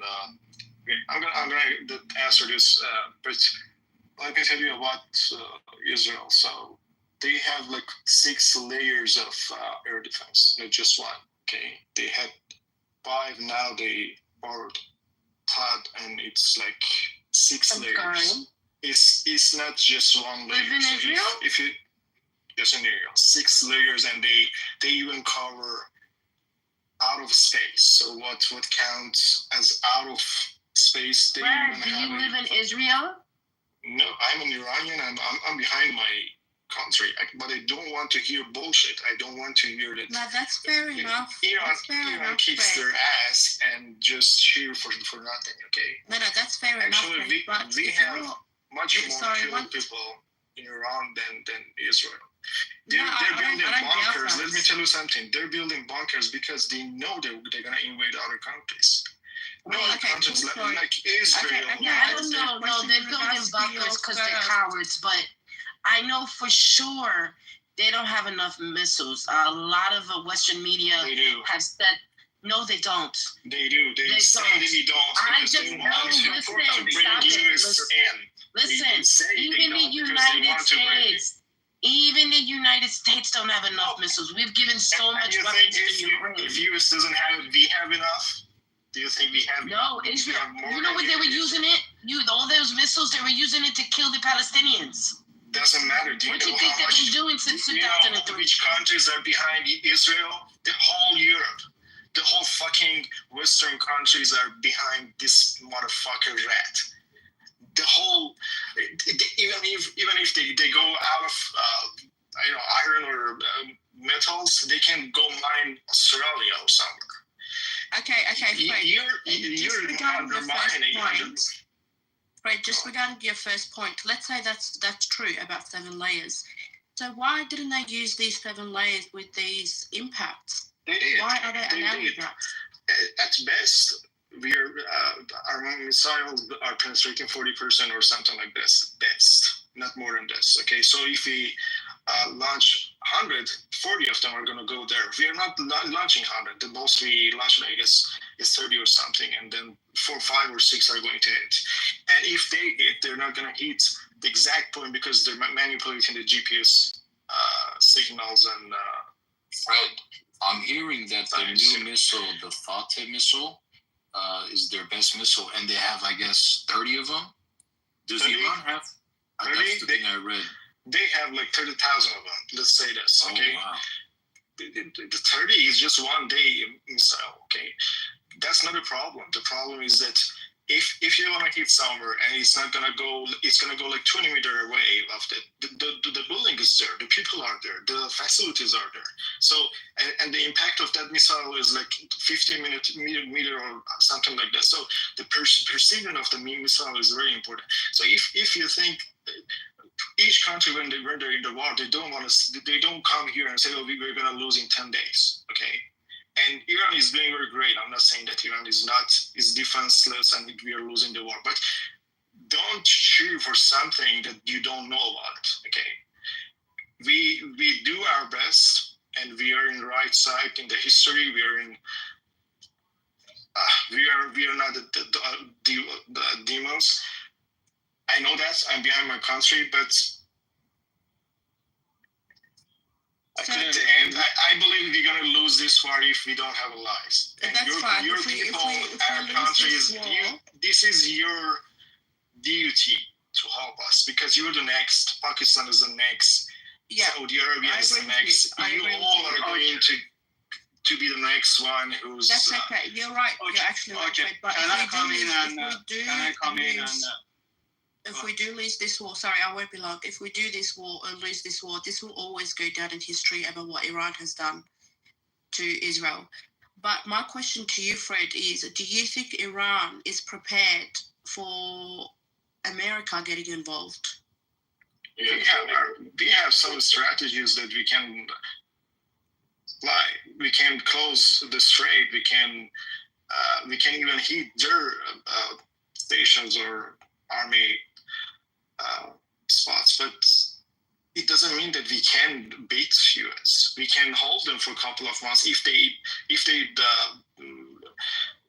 put some troops on the ground. We can win the war in some kind, or we can I don't know, frustrate, exhausted them, and they take out something like what happened to Yemen or in Afghanistan after 20 years. But it doesn't mean that we win. We lose everything. Respectfully, there is no way. Honestly, I don't think anyone's winning the war, but there's no way that Iran's going to win the war. Respectfully. Well, there is not some way. Let me tell you something. We have hundreds of kilogram of uranium that are enriched until 80%. Okay, just stop here. That's just one of the things that we can use. Okay, so don't start this that there's no way. Yes, we have our own way. It's not going to be an easy way. We'll do it again. Did you just say that committing suicide, and did you just say basically that committing suicide is winning? No, sir. I can bring you. I can give you some examples that other countries did the same thing. Wait, Fred. Nova, did we win Vietnam? No, that's what I'm saying. I don't think anyone's going to win, but you say that Iran is going to win. Fred is actually being very sensible and fair in his assessment. He's not being one-sided or biased. He's really breaking it down on a level where he's trying to look from the outside in. So I didn't say he was being biased. I was just saying his assessment is incorrect. You're making an absolute statement without knowing how geopolitics works, without knowing when someone from Iran is telling you. Tell me how you're going to win the war. How is Iran going to win? He didn't say that. He didn't say that, Nova. He didn't say that. You're the one who made the absolute claim of the laws. Now, if that's your attitude, then no, we didn't. Then live it yourself, negative Nancy. Live it. I'm here to bring people together. I'm not here to be confrontational at all. You know what I'm saying? I know we're hold on, Nova. Hold on. You just got in there and then you jumped in the conversation, and it's not your turn yet. Thank you, Fred, and that's your opinion. Is always appreciated, and your honest take on that one. Fred, I want you change some of the news that you get it, okay? Just change it some different. Based on what I have seen, the clips comes from the different countries, not only Iran. Change it. Go through the Pakistani area, put some change around, and you will see. A lot of them are getting, in the last 1 or 2 days, it's been a slow down because they went very hard on the residential on Israel to not send any video clips or any messages and all that. But still it's coming in. I want you to understand, brother, they're getting heavily pounded in different cities. The military equipments are getting heavily down. The fact that America is coming to aid them doesn't mean they want to direct. They want to come in to help their defense system. We are getting heavily pounded too, sir. Yeah, okay. We haven't launched. Hold on a second. Hold on, Fred. I did not say about the Iran, did I? I was talking about the Israel, and you just changing the conversation. Okay? If I said Iran got no hit, then jump on me, brother. You're just jumping on something that I've never said anything about it. Okay. You were saying that I'm not seeing anything. Does anybody see it? Let me know and all that. I'm saying yes. Ask some of these guys that have been in this room, they're seeing it. Okay? They're getting pounded, and heavily they're getting pounded. And yesterday, based on Fatah, who is this guy? Yesterday, the Fatah, for the first time, a few of them were used. Let me tell you, the base called Ma'ur, the TAD system went down over there. There's 6 launcher and 1 radar. That went down, brother. If they don't tell you that, it's fine. You don't have to think that Iranian. And just today, Sejil missile was pounding them again, pounding after pound. You know what that means? Sejil is one of those older versions. They don't send the older version just because they get easily detected because they're so heavy. Okay?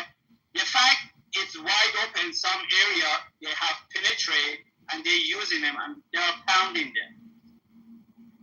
If you don't see them, like I said, just change your channel, your news, and you will find it. I'm very surprised you're not seeing anything. I'm very, very surprised.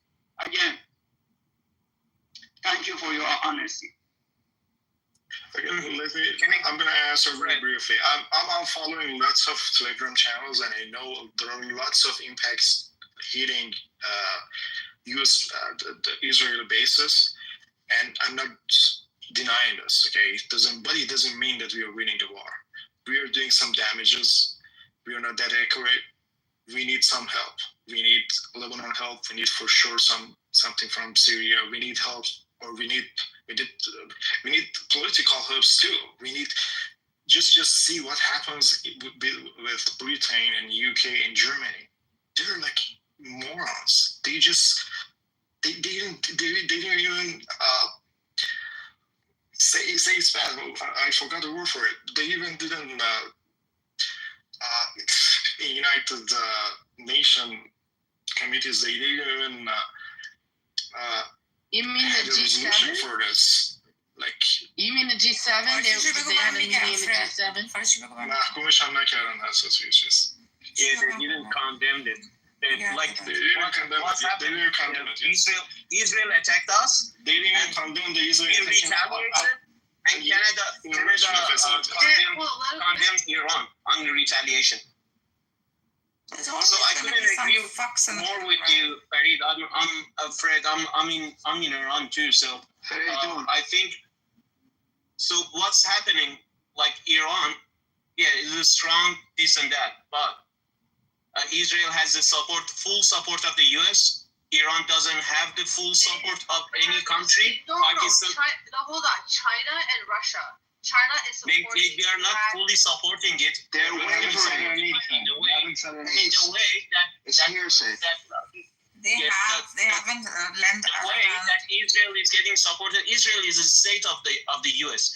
Iran and China and Russia, they are allies in some extent, but they are not gonna have the full support like the way America is supporting Israel. They're not 10 toes down. They're not 10 toes down. China has a reason to support Iraq because they get 80% of their crude oil from Iraq. There's vested interest, guys. Whoa. China gets 80% of its oil from Iran? That's not true. Look it up. That is absolutely, there's no way in hell that's true. I read that and I'm completely floored. Iran sells 80% of its oil to China. That makes more sense. Yeah, that makes more sense. But even that, I don't think so, because Iran sells a lot of oil to India. But the math ain't mathing. But yeah, there's no way in hell that China gets 80% of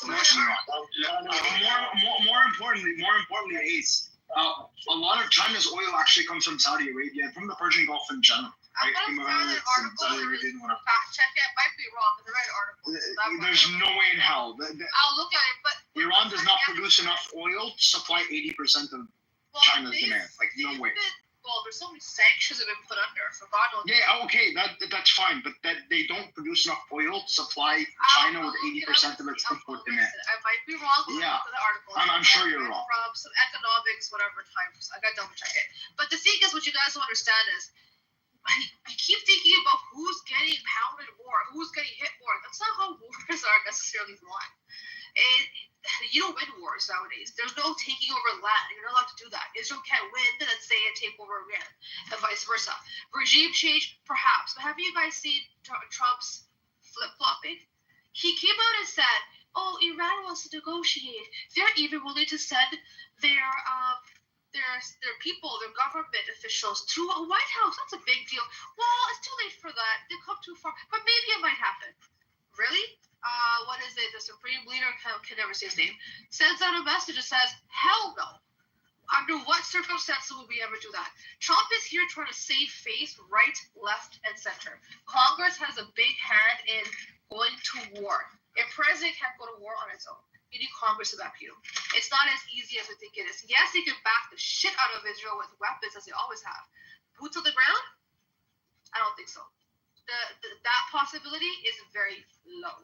So You guys gotta look at the U.S. involvement a little bit more nuanced. So it's 16% ASA inside China. The oil that comes in. Must have been really bad when I read. Yeah, it's no. So it's the other way around. Like 90%, Iran does export 90% of the oil to China, but that only makes up to the 16% of the total Chinese. Their needs. Okay.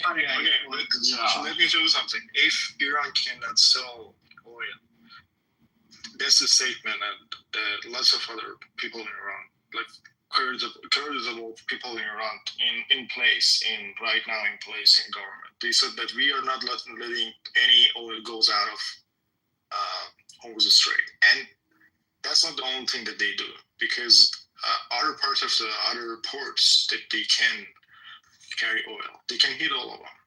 And that's what they did to Saudi Arabia when Yemen was accountable for this attack. But Yemen hit Aramco, and the Aramco was out of production for a couple of days, and oil price jumped a couple of percent up, and then they got it back. And after that, Yemen and Saudi Arabia got a deal. So that was so easy for them to sit down and have a deal.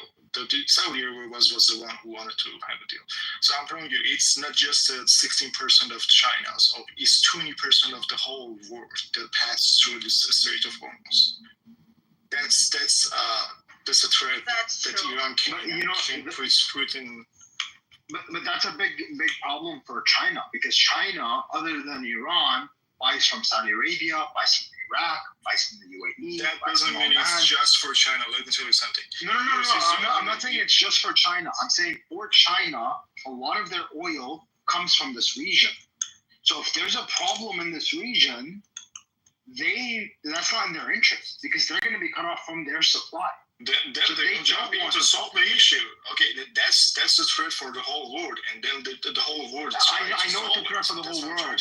I know. Let me tell you something. No, but what I'm trying to say is from China's strategic interest, they don't want this to be a war, right? So by supporting Iran publicly, at least, they are risking of further escalating this war, which they don't want, because it does not serve their strategic interest. They don't. No, they're not escalating the war. Actually, if China actually jumps in and supports Iran very firmly, they're actually downgrading the tension, because the U.S. knows that there is a good ally behind them, and if they can supply us with good air defense system or better missiles, or a couple of J-20 that can fly over Iraq or some other countries to hit a U.S. with precise missile, then the game can change. Then if U.S. wants to get involved, that's their problem too. It's going to be the World War III.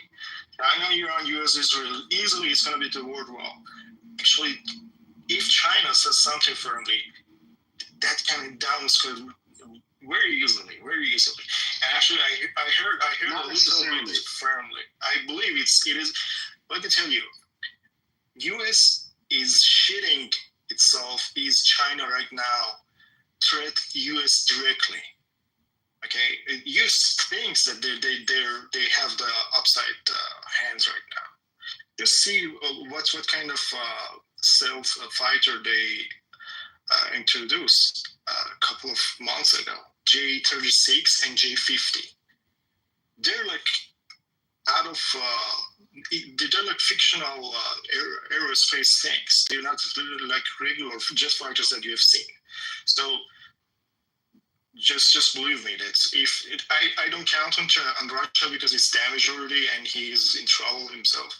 But China can change the game very easily. I don't think China. It can go either way. Look, if China starts backing up Iran and supplying them with better anti-aircraft, right? Mm-hmm. It might de-escalate, or it might escalate it further by encouraging America to supply Israel with better bombs. America does not have the bombs. I'll tell you. Of course they have the bombs. They don't. Dude, the neocons in America, all its time just got into wars that they knew they're gonna win the war. They didn't get into a real war, the whole history they had. Give me one war that they fought with people that they could lose. The only time that they were losing was against Japan, and they knew Japan. They weren't losing against Japan, but they were getting real damage from Japan, and they knew because Japan was flying all over the ocean and hitting their bases. Give me another country who hit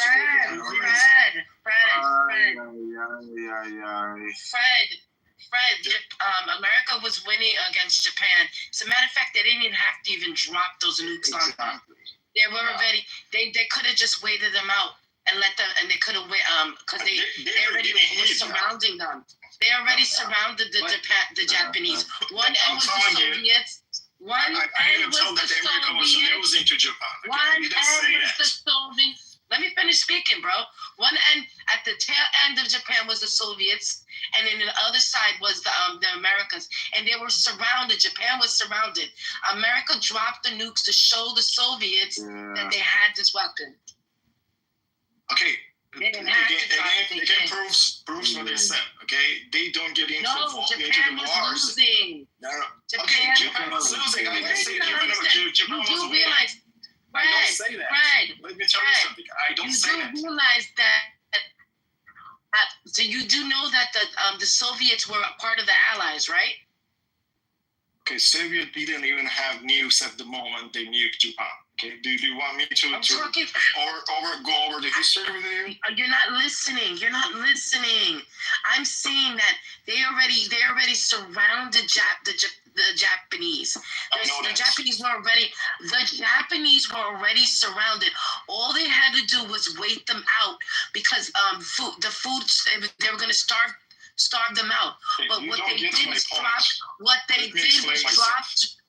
they did was drop through nukes on them because they knew that the Russians. You're not talking about the point. I am talking about the point. No, that's not what it's called. You're making it seem as if the Americans can't fight, and that's not true. Okay. Yeah. So the United States, obviously, it is in the interest of any country to go into a war that they know they're going to win. Right?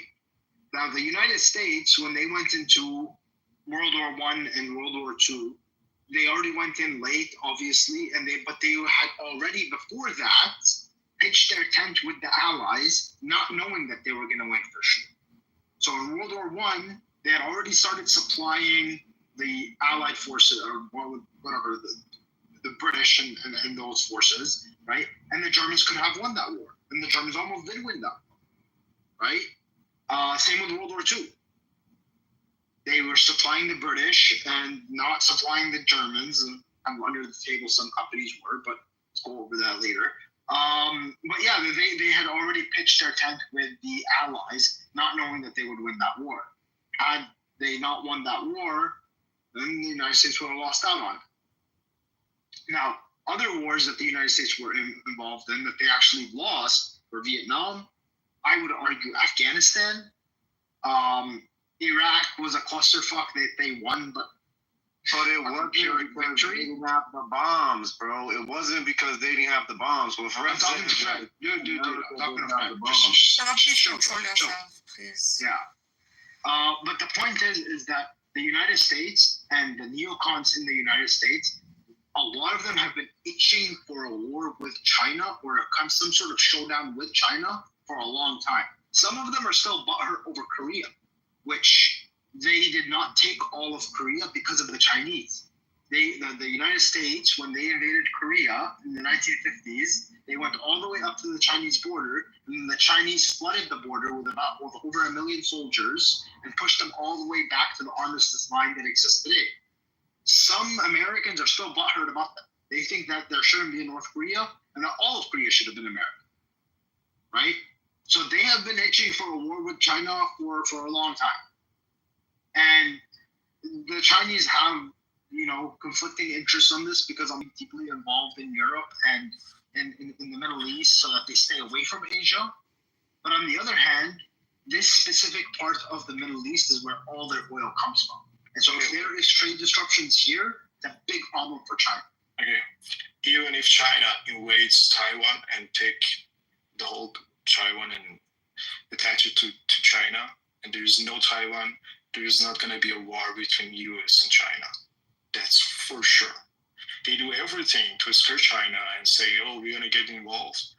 But there is no way that they get in front of each other face to face directly. No, it's not direct. Proxies, however, they don't have any proxies to fight each other right now.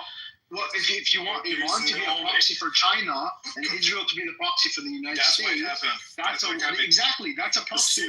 Still we're not proxy. What about Pakistan?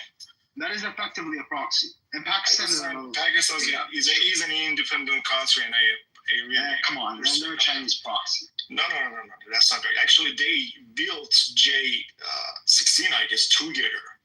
They built it together. At the moment, Chinese didn't have the technology that they have right now, so they built it together. Okay, and the point that I was trying to make was that U.S. always invade countries that they know they can beat them. Okay, they invade Vietnam. They invade. They lost Iraq.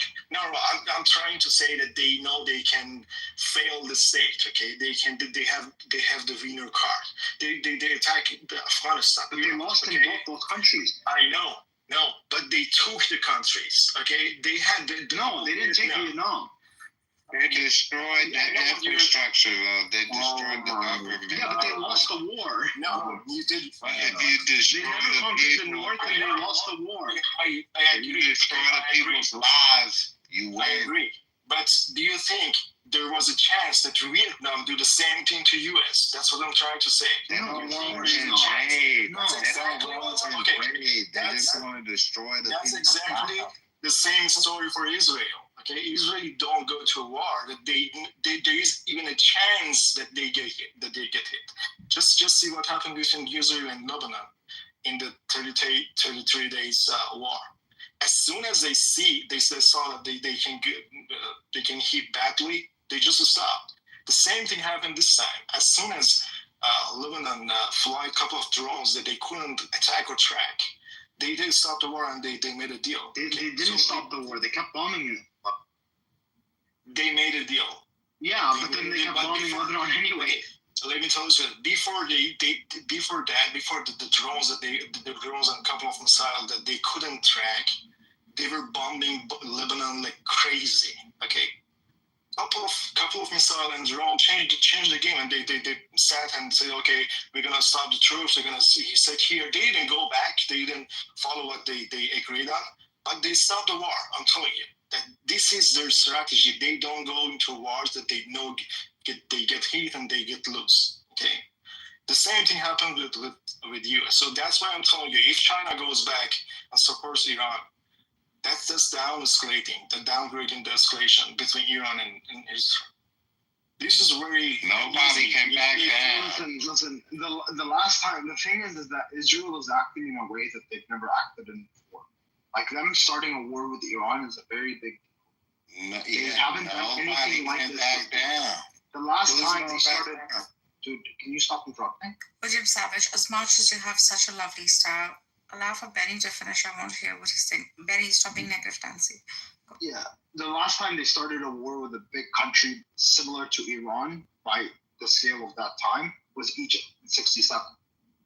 And like you were saying, yeah, they started the war. It was a 6-day war. They met their military objectives, and then they lobbied for the end of that war.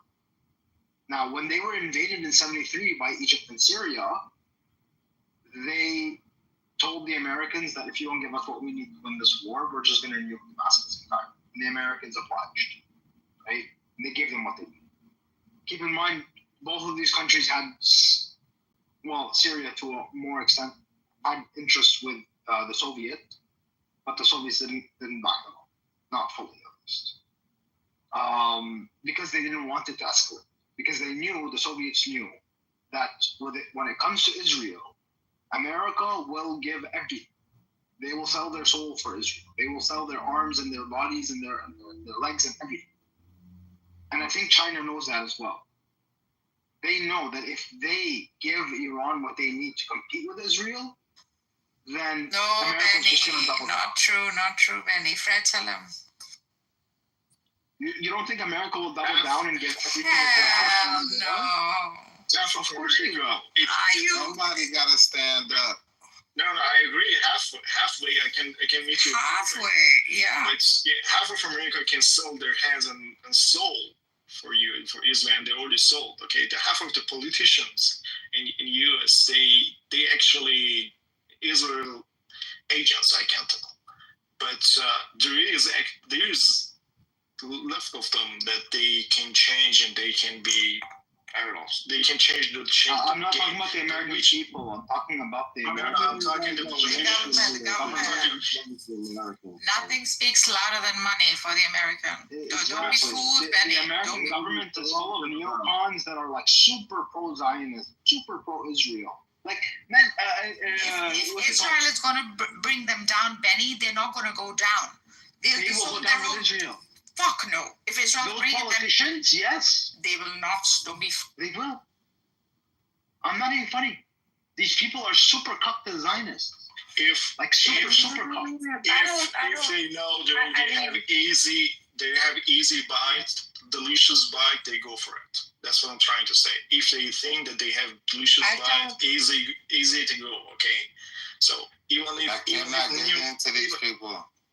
neocons, they have their. What the fuck is he talking about? First of all, who's these people? Like the neocons. The neocons are, they are relentless, and whatever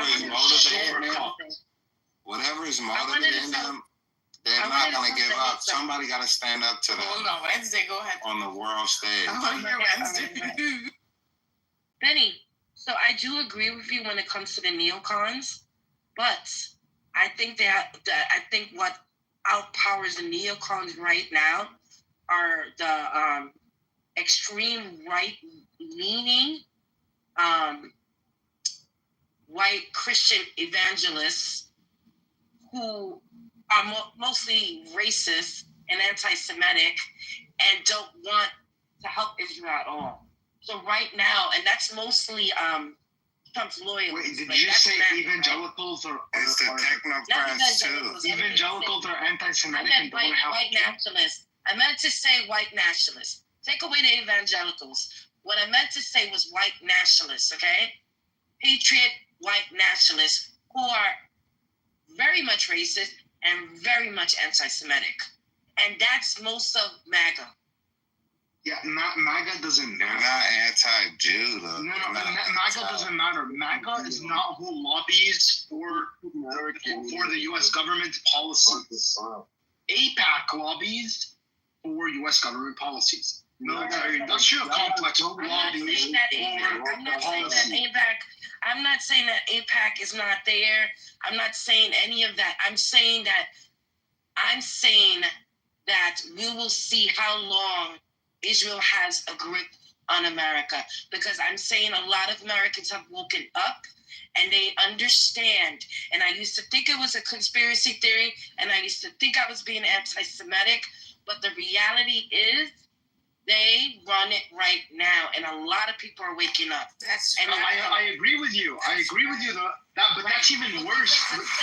But that's even worse. You don't understand. Let me finish.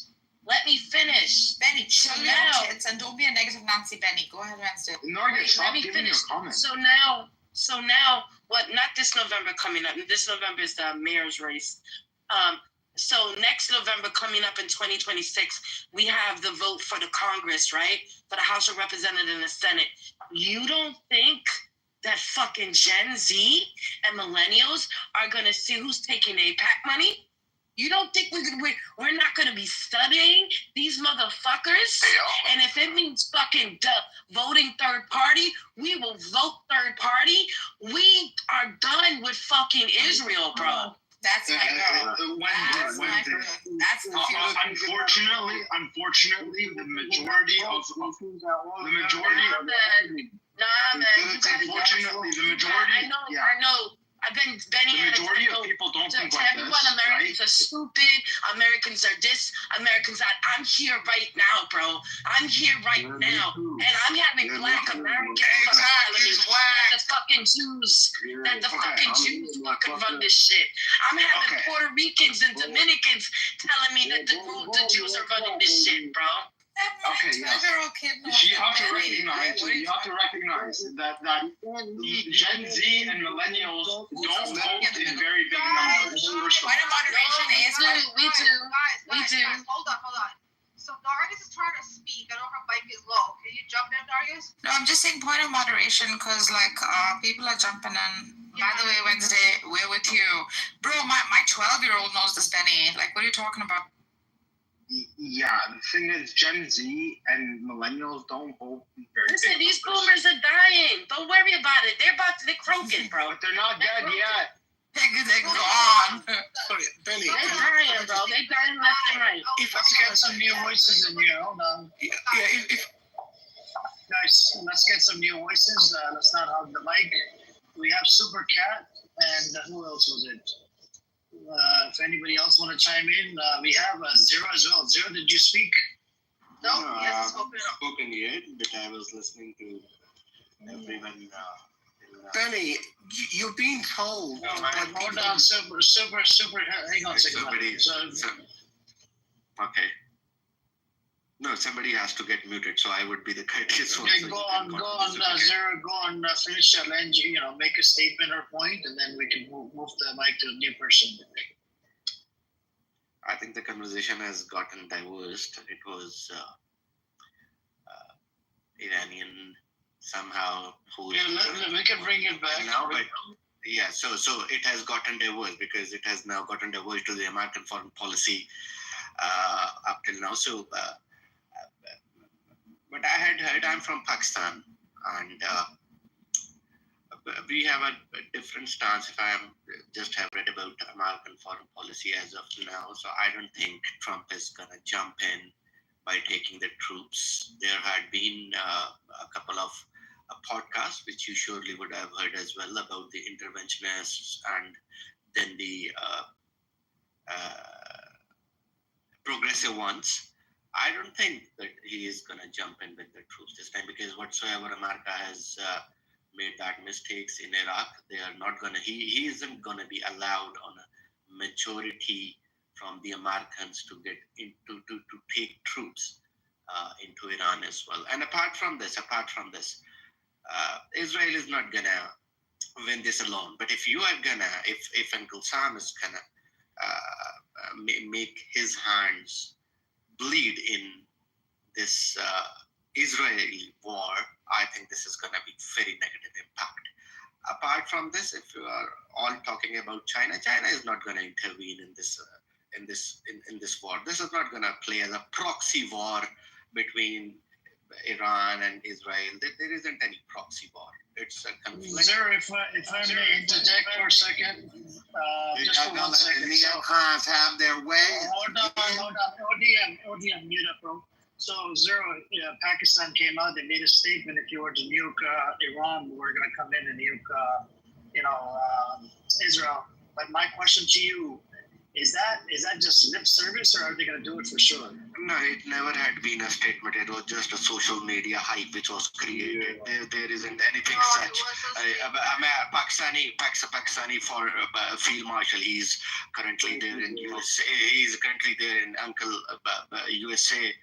And there isn't any going to be such a stance. It was just a social media hype. Apart from this, you recently has undergone the conflict between Pakistan and India as well. So what do you think? How it in the bleakest corner would it be possible for Pakistan to nuke something big in support of Iranians? This is not going to happen. Iranians, haven't you heard what Israel has said, what Bibi has said?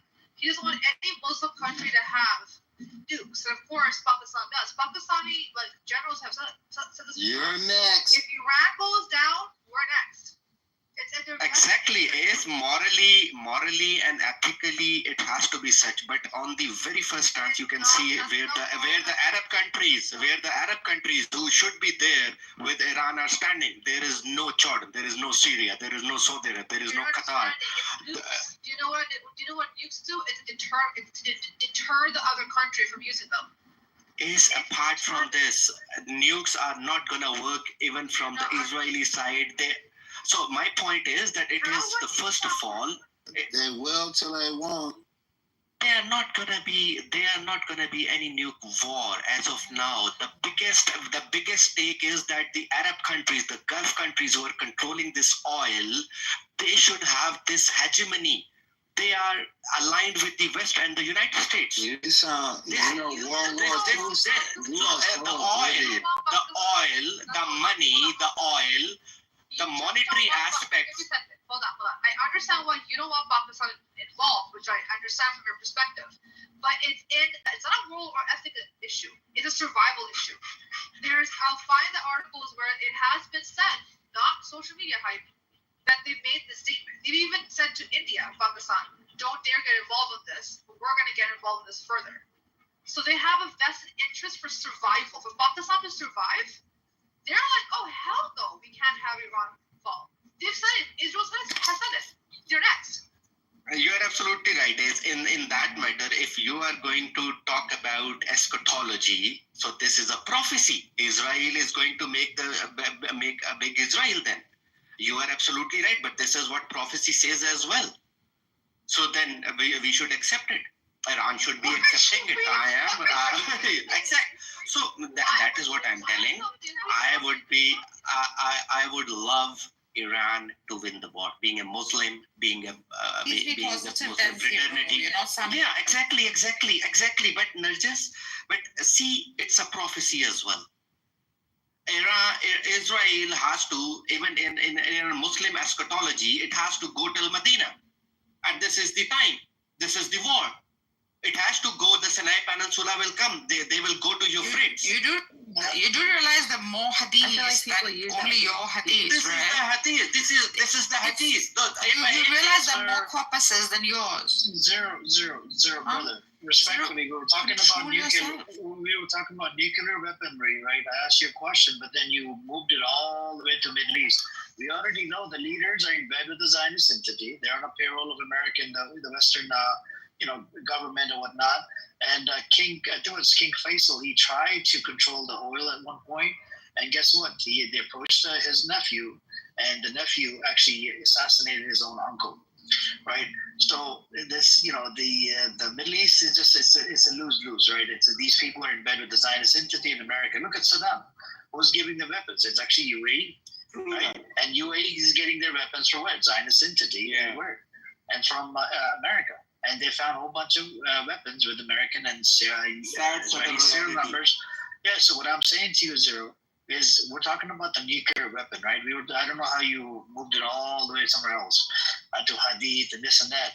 Respectfully, I don't look at this as like a religious war, because if it was a religious war, we'll see a whole bunch of millions of Muslims lined up right there, but they're not. You see what I'm saying? And this is the big problem. And see, so I kind of look at it as like maybe they're looking at it from from Western perspective. So Saudi Arabia came out like 9 or 10 months later condemning what happened over there, right? The genocide. It took them like almost 10 months to say that it's a genocide. And look at all these other nations. UAE literally was doing the iftar, right? And they sent out what was it? I think the coffin boxes and whatnot or something. I remember. I think it was very, very controversial what they did. During the month of Ramadan, they're breaking fast with the Zionist crazy psychopaths, while the people on the other side across the wall into Gaza, they were hungry. Right? So we have these problems amongst the Ummah, and this whole Ummah, the concept, I don't think it exists. It's all divided, man. So all I'm saying is, I asked you a question about Pakistani lip service. Do you think it's a lip service? Because they did knock down 3 fighter jets from India. Do you remember how India was trying to attack Pakistan, and they did use the Chinese fighter jets and they knocked it down? different once it goes to the congruous borders, and with somebody with another nation that is around like 3,500 kilometers. So there is a difference in terms of the borders which you share in between the two belligerents. First of all, second is this is very unfortunate, but if it is going to be nukes for Israel, I think there is a very bleak chance that Pakistan would get it. Although you all are absolutely right. We here in Pakistan are also even cognizant of the fact that this is going to be a war of survival, and we are gonna, as Pakistani, are gonna be the next ones, to be very sure. But the geopolitics and the sentiments, they don't work as they should.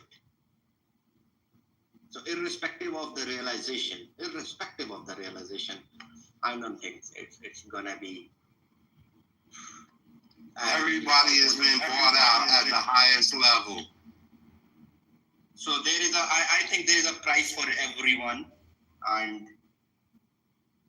yeah, this is very sad and this is very unfortunate. Can we fight back then? Are they just going? What's the next logical progression of what's happening? What's that? Did you ever think that a might like this, for 1.5 years, eradicating an entire strip of people, would ever be fought back? What is sad about it? Zero. When did we start caring so much about our selfish lives? There's a demonstration of retaliation. Be joyous for that, huh? They're not paying attention to it though. How can we make it matter? You don't have any foresight. You're not thinking about what's gonna happen next. Like you're joyous now, but I don't think you might be joyous in a week or two or in a month from now. You're not understanding the casualties that you're chilling right now wherever you're at. But the people over there in Tehran, or the people like in Palestine maybe, or wherever they decide to fucking bomb, these sickos, these fucking maniacs decide that they want to clear out some space to rebuild and decide how they want to run it. You know what I'm saying? The act of retaliation is a great act of victory. What are you talking about? When the act of retaliation is a great act of victory. I don't know how you are taking my comment, but I am not you. I'm talking to Nova. Yeah, I know that, but I am embarrassed for not being able to be assistant to Iran. So this is an embarrassment for me as a person. To be very honest, I would say I would just embarrassing for the whole world. The fact that people are retaliating. Like talking to many the only country which has which apart from the meager resources he had, not being a nuclear power and confronting two major powers, the Zionists and the so-called Catholics. I don't know how they work, but this is a big this demands a big courage. And I'm embarrassed because even irrespective of being a nuclear state, I don't think there would be any step forward for assistance of Iran, except the moral support, the ethical support, or the religious support. There won't be any military support, which ought to be there, but this makes me embarrassed. Even if you say something, you don't need to act. If you don't need to do it. If you act like you want to do it, it can help you on. Okay, so when you say the moral things and the statements is just almost that you think you can do, that's preparing for them to come after you. Fred, this is already being done. If there had been pilgrims from Saudi Arabia who couldn't land in Iran, so Pakistan is giving it, but this is not what suffices, because this is the last act. The war had been inflicted over Iranians. So what else is required to be done? You don't need to start doing anything. You just need to support by sending military, sending equipment and air defense and the life, right? But I would be there, if I would be there in Tehran, that is not gonna. Even if I would put myself in Iranian shoes, in somebody, an inhabitant of Tehran, would just a vocal support from Pakistanis is gonna save my life? No. Not vocal. If you say that, okay, what happened right now? Your defense ministry, I guess. Wouldn't it be example? Wouldn't it be example because the fact that Pakistan has nukes, right? So that's kind of like a deterrent. Like, for example, one of the reasons why nobody really fucks with North Korea is because they have nukes, right? So the nukes are kind of like a deterrent from the West for fucking with North Korea. You are absolutely right, but then Pakistan also requires somebody to stand behind its back, to support it, to back it. And that is going to be China. That's going to be China, because they would be looking China, who is going to who is going to be at the back of it, so that they shouldn't take the plunge. Pakistanis don't have the strength to take the plunge alone. That's why you need China too. That's why you need your neighbor to be your allies. Okay, that's why Iran jumped in when you had conflict with India. The first days, Iran foreign ministry says that we're going to jump in to put a peace between you. Okay, that's why I'm telling you that we need to hear from you, or loudly. That's actually what happens from your defense ministry. They said that we're going to be in full extent behind Iran. Okay. Defense minister, and defense minister in Pakistan, he had been very unequivocal. He had been very vivid, very clear, very unequivocal that it is gonna be us. Time is short. It's gonna be any one of us, and we as Pakistani, we know it. We aren't that dumb ass. We know it. You're joining it or not? You're good. So if you know that, then why the fuck? What? Y'all better step up, man. Y'all are the last bastion to keeping these fucking neocons from, like, you guys are the key. You the linchpin. Pakistan better grow some balls today, man. Not only do you have such great style, you're also very fearless. I mean, I've been looking at, and I understand that they are the Muslim nation that has the key to keeping peace to the whole world right now. And if they don't, you are the lady that said that is a deterrent. It is. That's the only thing they understand. You gotta meet force with force. What about Russia? Why aren't they helping Iran?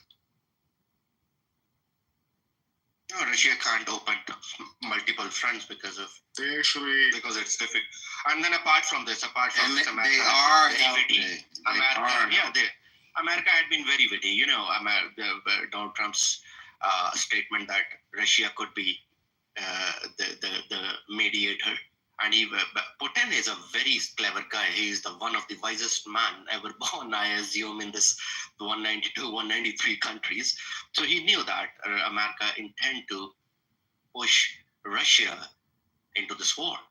And that's why he tried, but Israelis, they never accepted. But then Putin, he knew it, that America, because they intend Russia to be dragged in the war.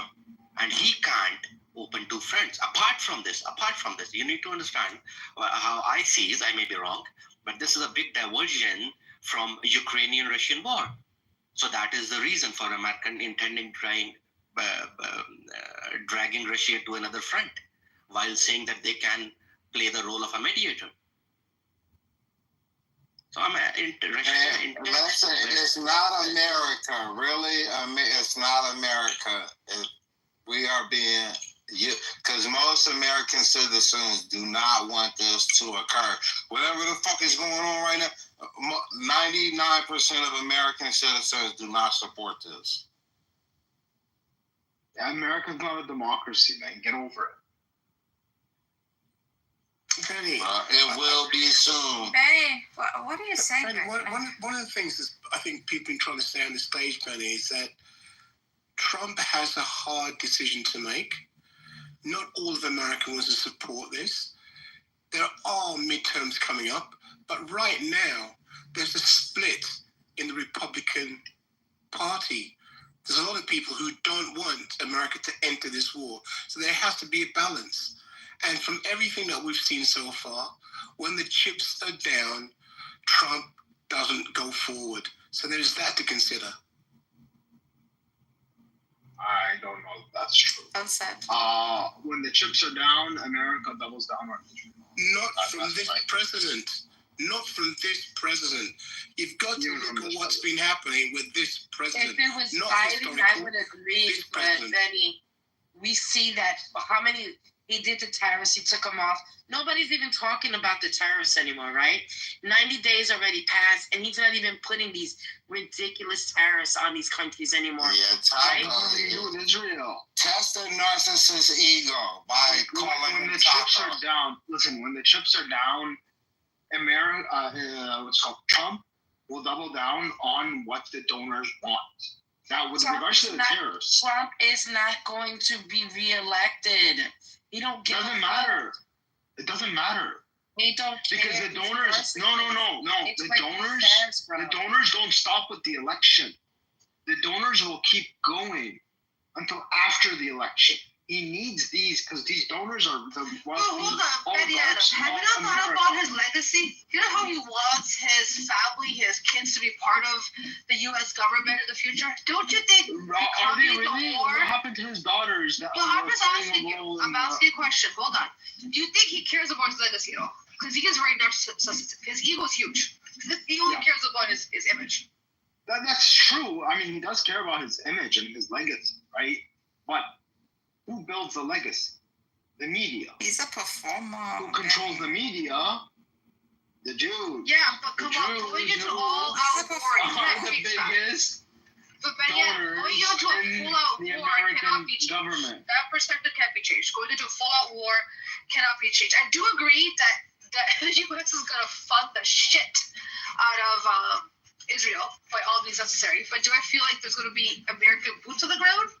I don't think so. I don't think so either. I didn't say American boots on the ground. You know that's going to be needed. You know what's going to be needed, right? I never said American boots on the ground, right? But the point is that America, it could be boots on the ground. I'm not saying it can't be. It doesn't have to be. But the point is that America will sell its soul, go further into bankruptcy, do everything for Israel. Because they're the donors. They're not that the donors are who controls. But what about Qatar? This is crazy. This shit is. The Saudis are not the biggest donors in America. These guys are not. And they're stupid money. And they're stupid money. No, listen. You cannot compete if they with go APAC down, they in will a go single down with them. year of a single conference where you promise to make some investments from nations that don't have any leverage. Yeah, hold on. To be honest, I think it's more blackmail than even just the money. I think that probably has more weight. Yeah, there's probably more to it. I don't doubt that. But just on a money and influence and lobbying perspective, right? Obviously, there's more going on behind the scenes, and there's blackmailing involved, not just to Trump, but people in his administration and the individual congressman. There's no doubt about that. Right? But just on a lobbying perspective, you cannot compare one conference in which a bunch of GCC nations with next to no leverage threw money at the U.S. hoping to get something to the decades-long infrastructure that APAC has built. 98% of the congressmen in the Senate and the House of Representatives are the APAC picks. That takes decades of investment, influence, and infrastructure. That doesn't change overnight. Hold on. Hold on. Let me finish. You've been talking about. You gotta ask a quick question because this matters to what you're saying. Do you really believe APAC's going to ever be able to replace the money that they're funding with how much it'll cost to go into an all-out war? No, of course not. But That's not the it's not point. money, it's blackmail. believe. Yeah, okay, fine, whatever. Call it not their money, whatever. That's obviously AIPAC's not giving them more money than they are convincing the U.S. government to put in. Obviously not. Obviously, because AIPAC gives money to the individual congressman. The congressman can pass laws so that the government as a whole, from taxpayer dollars, not from their own pockets, pays money for the wars. Obviously, it's not going to. But most important, Israel and AIPAC recognize that there is a change in the trend of the American opinion towards Israel. They recognize that the new generation is not on board with this "let's back Israel all the way." So not now, the new, hold on. The new generation. Yeah, the new generation. Not even the new. Have you seen some loyalists? Okay, sure. The point is, it's mostly millennials and Gen Z.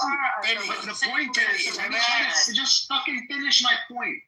The point is that because this is happening, Israel recognizes that it does not have long for it to retain the amount of influence that it has today. They know that their peak influence is behind them, not ahead of them. And so now they're going all out. 10 years ago, 15 years ago, they wouldn't have done what they did with Iran. But they're doing it now because they're desperate. And desperate people resort to desperate means.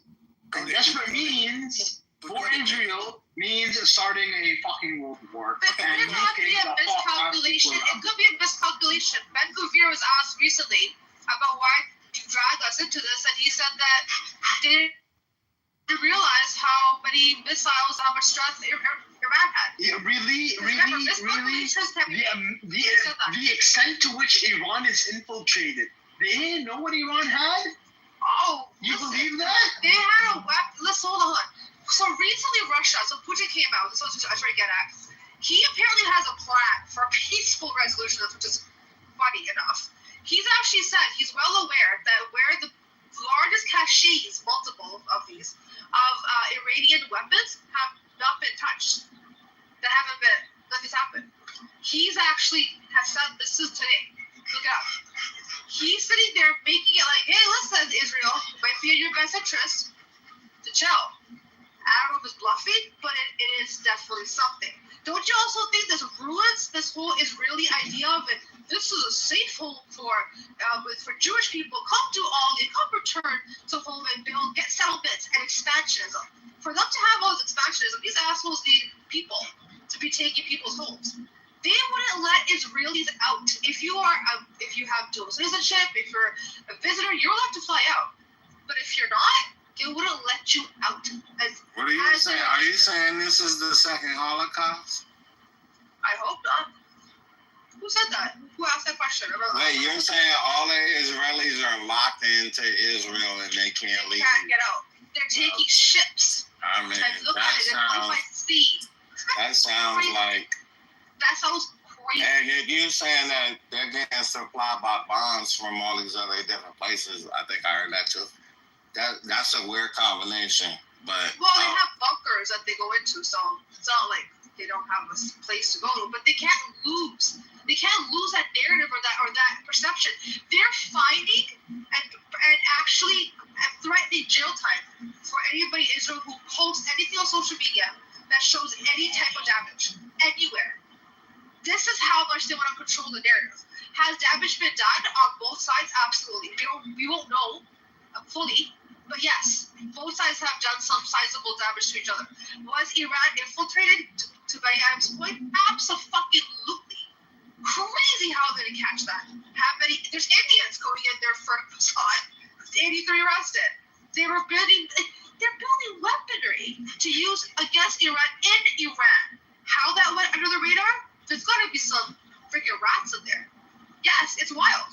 I would suspect that, I would think the smart thing Iran would do is have that same sort of thing going on in Israel.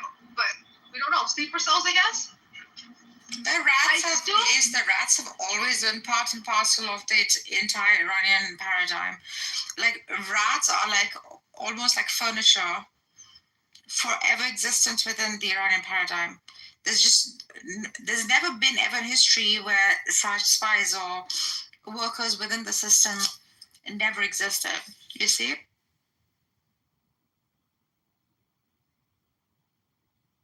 I think that exists in America too. And I think the Chinese might be the most impervious. Right now, two spies, or maybe the Japanese, just because they're so homogenous.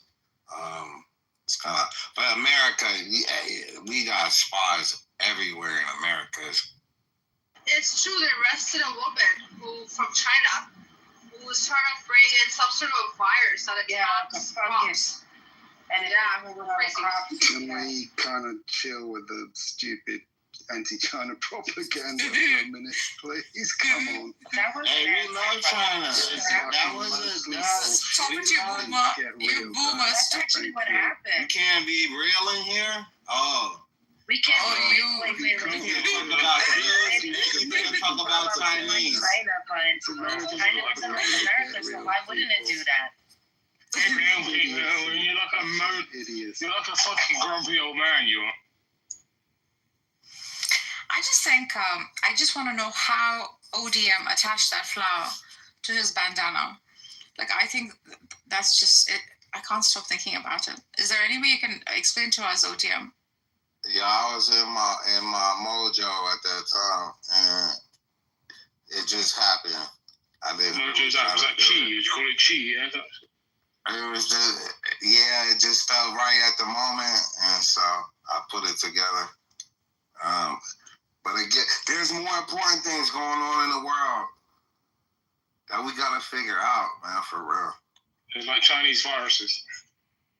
Okay, like the Telegram just said that China sent mystery transport plane into Iran. Yeah, they did that a few days ago. Yeah, I just saw the article now.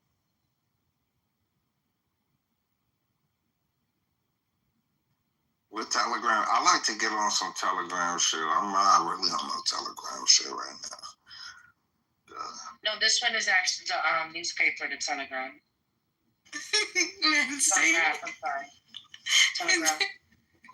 Well, it's actually networks around the world on WhatsApp, Telegram that are really reporting. Telegraph, it's a newspaper. I know, I heard her. I'm just saying what I heard. No, I meant to say telegraph. And what I meant to say. But I got to.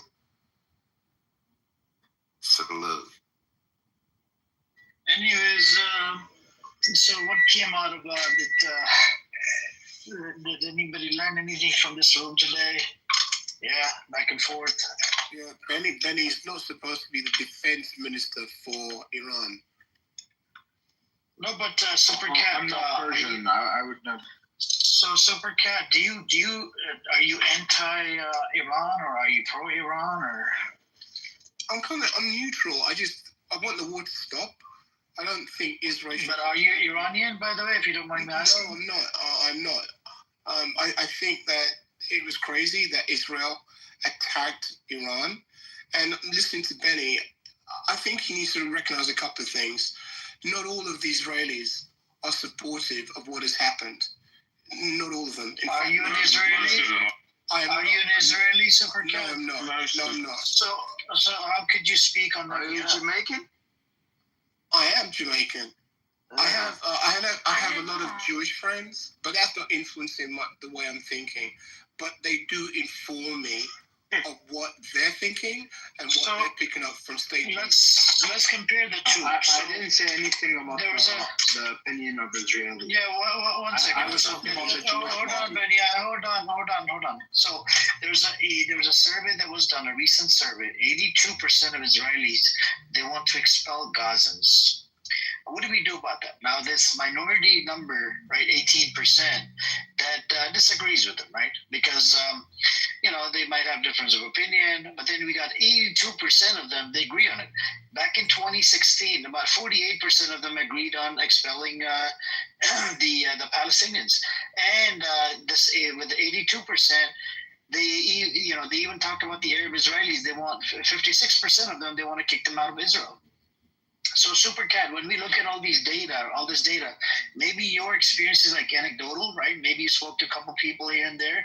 But we got to look at the data. We got to look at the big picture. If the big picture says something else, then it's something else. I'm not going to disagree with what you just said and about the data. I'm saying the support for the Prime Minister is not great. The majority of people would like to see him gone. And I believe the reason why this attack has happened in Iran is because it's the only recourse that he had, because if he didn't do that, he'd probably be locked up. No, I hear you. While it is true, hold on. While it is true that the majority of Israelis don't like their prime minister, you also have to recognize that the opposition figures came out recently and said that on the war with Iran, there is no coalition. There is no opposition. That even the opposition in Israel is on board with the war in Iran. Got it. My point is, who instituted the attack? It's the current leadership. But even the opposition to the current leadership is on board with the attack. That's what I'm trying to say. Is that this is not an administrative issue. This is an Israeli issue. This is not the matter of the current administration wants this war. It's a matter of the state of Israel and most of its politicians, and any politician who hopes to gain power want this war. Okay, it's my belief that if he wasn't leading the party, there would not have been an attack on Iran. Your belief is incorrect, my friend. Yeah, it's incorrect, Super Cat. If you look at the Americans' propaganda, the UK propaganda, you're from the UK, I believe, right, Super Cat, if you don't mind me asking? So, UK propaganda, Germany propaganda, the US propaganda, this is all, they're full of fucking bullshit, right? They think that Iran, they're spreading this bullshit narrative for years that Iran is the biggest threat in the Middle East, even though we all know who's the biggest threat is actually Israel, right? But you said that you brought up this point about Netanyahu, that it's because of Netanyahu he's gonna get locked up. He had the last choice to do this, but even the other freaking leaders, they're criminals. They're disgusting. The IDF was formed out of fucking 3 gangs. If you look at the history of Israel, it was literally created by forcing people. Do you know the U.S. President Harry S. Truman, 1947, was sent letter bombs by Stern, Jewish militia gang, to recognize this Jewish state. He was part of the UN. And he was sent 1 million postcards. And there was a Jewish gang. I've listened to you often, and I've heard that. I'm not disagreeing with that. I'm not disagreeing with that. I'm looking at the current situation, and I'm saying, and I believe this, if this guy wasn't leading this administration, the attack wouldn't have taken place. That's what I believe. Well, how did you come to that conclusion? He is leading this administration by plan, right? And they setting up, and you sound like, you from the African diaspora to me. And if you think that what they setting up in Iran, what they doing. Oh, DM, are you drunk? Are you drunk, brother? Are you drunk? Sounds like that's how he talks, man. What I'm telling you is that it's he's even drunk, further. I'm gonna have to move it down, bro. I can't have drunk. No, He's not drunk. They have He plan. sounds like he's from the Bay Area. That's how. He's Definitely. I was born in San Francisco. Grew up in Oakland, California. They're always high. Is that what? No, they just got that twang, bro. Let him talk. Let him cook. Yeah, I would like to talk after him. But what I'm getting to is that they have a bigger plan in operation, and starting in Iran is part of it, but tying back to Africa and what's going on in Burkina Faso, they don't want the world to get out of hand. And what's going on in Iran is the first front, and we gotta stand up there. The whole world has to stand up to these people inside of the country, outside of the country. We outnumber them, obviously. So either through vote, whatever we gotta do, I don't know. Ideas I need, And if I sound drunk, I'm not drunk. I'm happy that I hear people talking about the right thing. And we got to talk about more of the problems. We got to figure out solutions. Obviously, we don't have the guns. We don't have but we do have the power. That's what we have, man. And we got the love. And so we can love win. you, man. Oh, dear.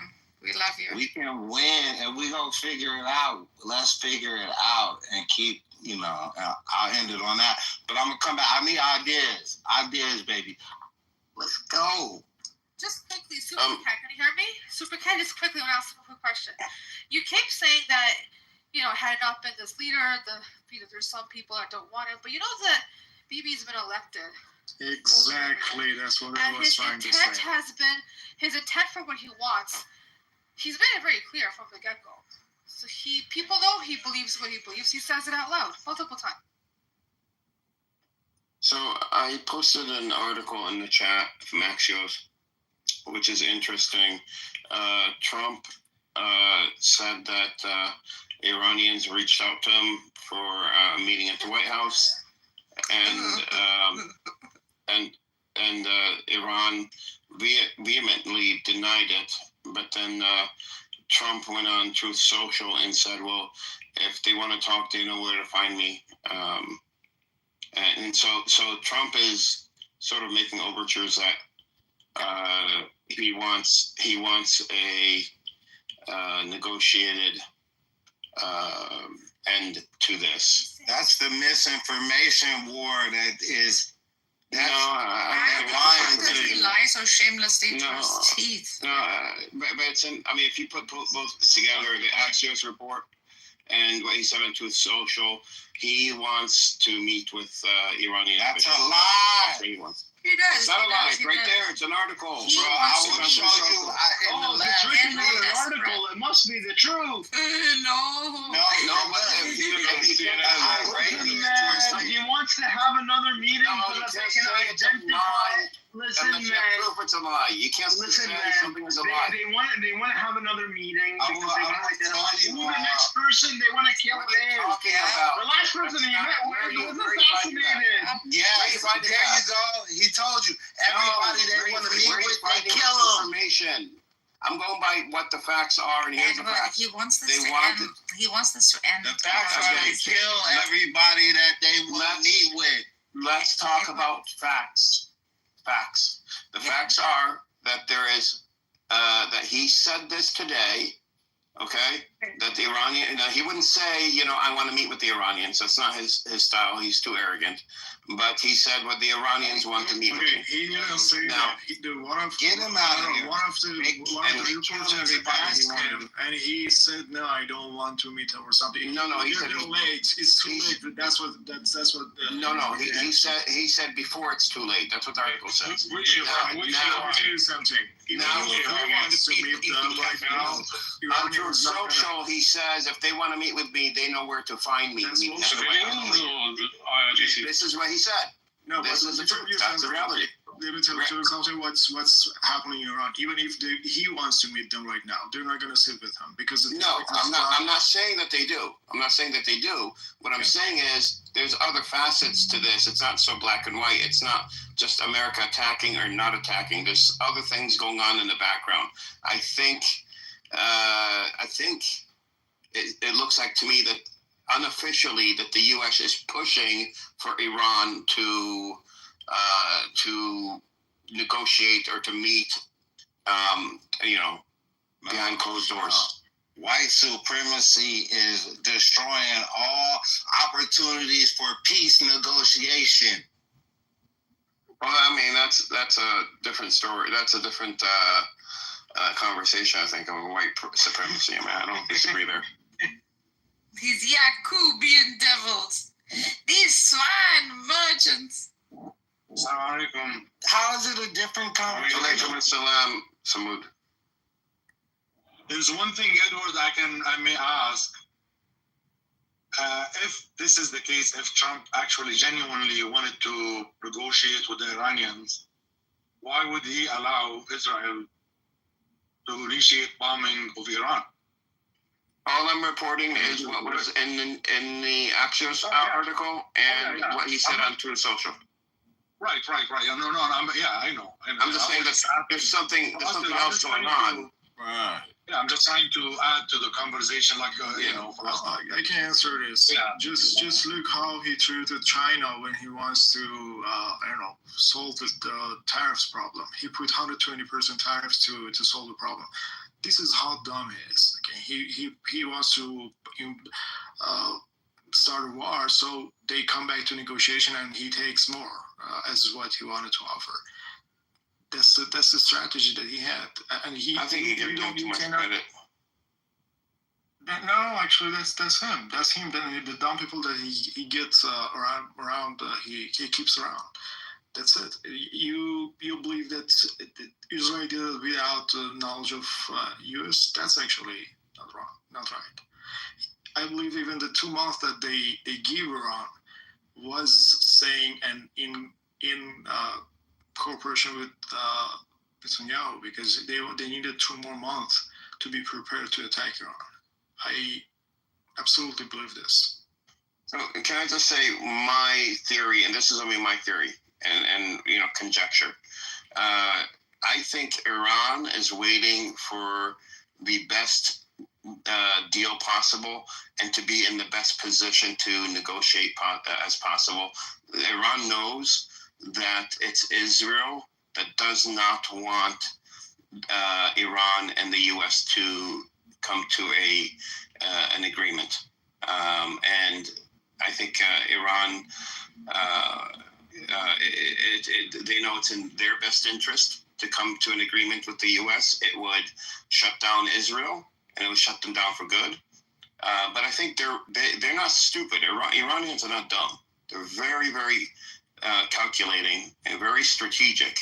So they're saying we will not, negotiate under these conditions, which is reasonable.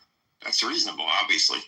But I think give it a few more days of attacks on Israel, where Israel is getting more desperate. Now, keep in mind, Israel has only about 10 days of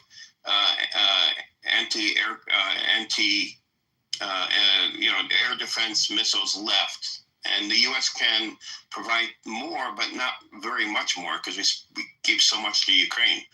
So I think Iran would know this, and I think they will eventually sit down with the U.S., not directly, but through back channels, and negotiate a deal, and then come out and say, well, we negotiated a deal, and now it's time to de-escalate, and would force Israel into de-escalation. That's only my theory. I don't have any proof of this, but that's my theory. So right now, time is in favor of Iran, because that was one of the reasons that you said was correct. But the other reason is that the more time we have, the more Iran can spot the Israeli spies.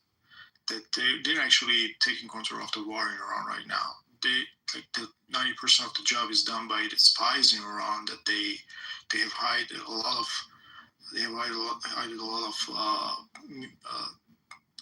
which may be a war crime, by the way. Well, as inside truths for sure are who can blame them? Who can condemn them? Okay, but for sure they're terrorists. But right now, every hour you hear news that they found some places with this missiles and this arsons, and the time is in favor of Iran a lot right now. So that's big time.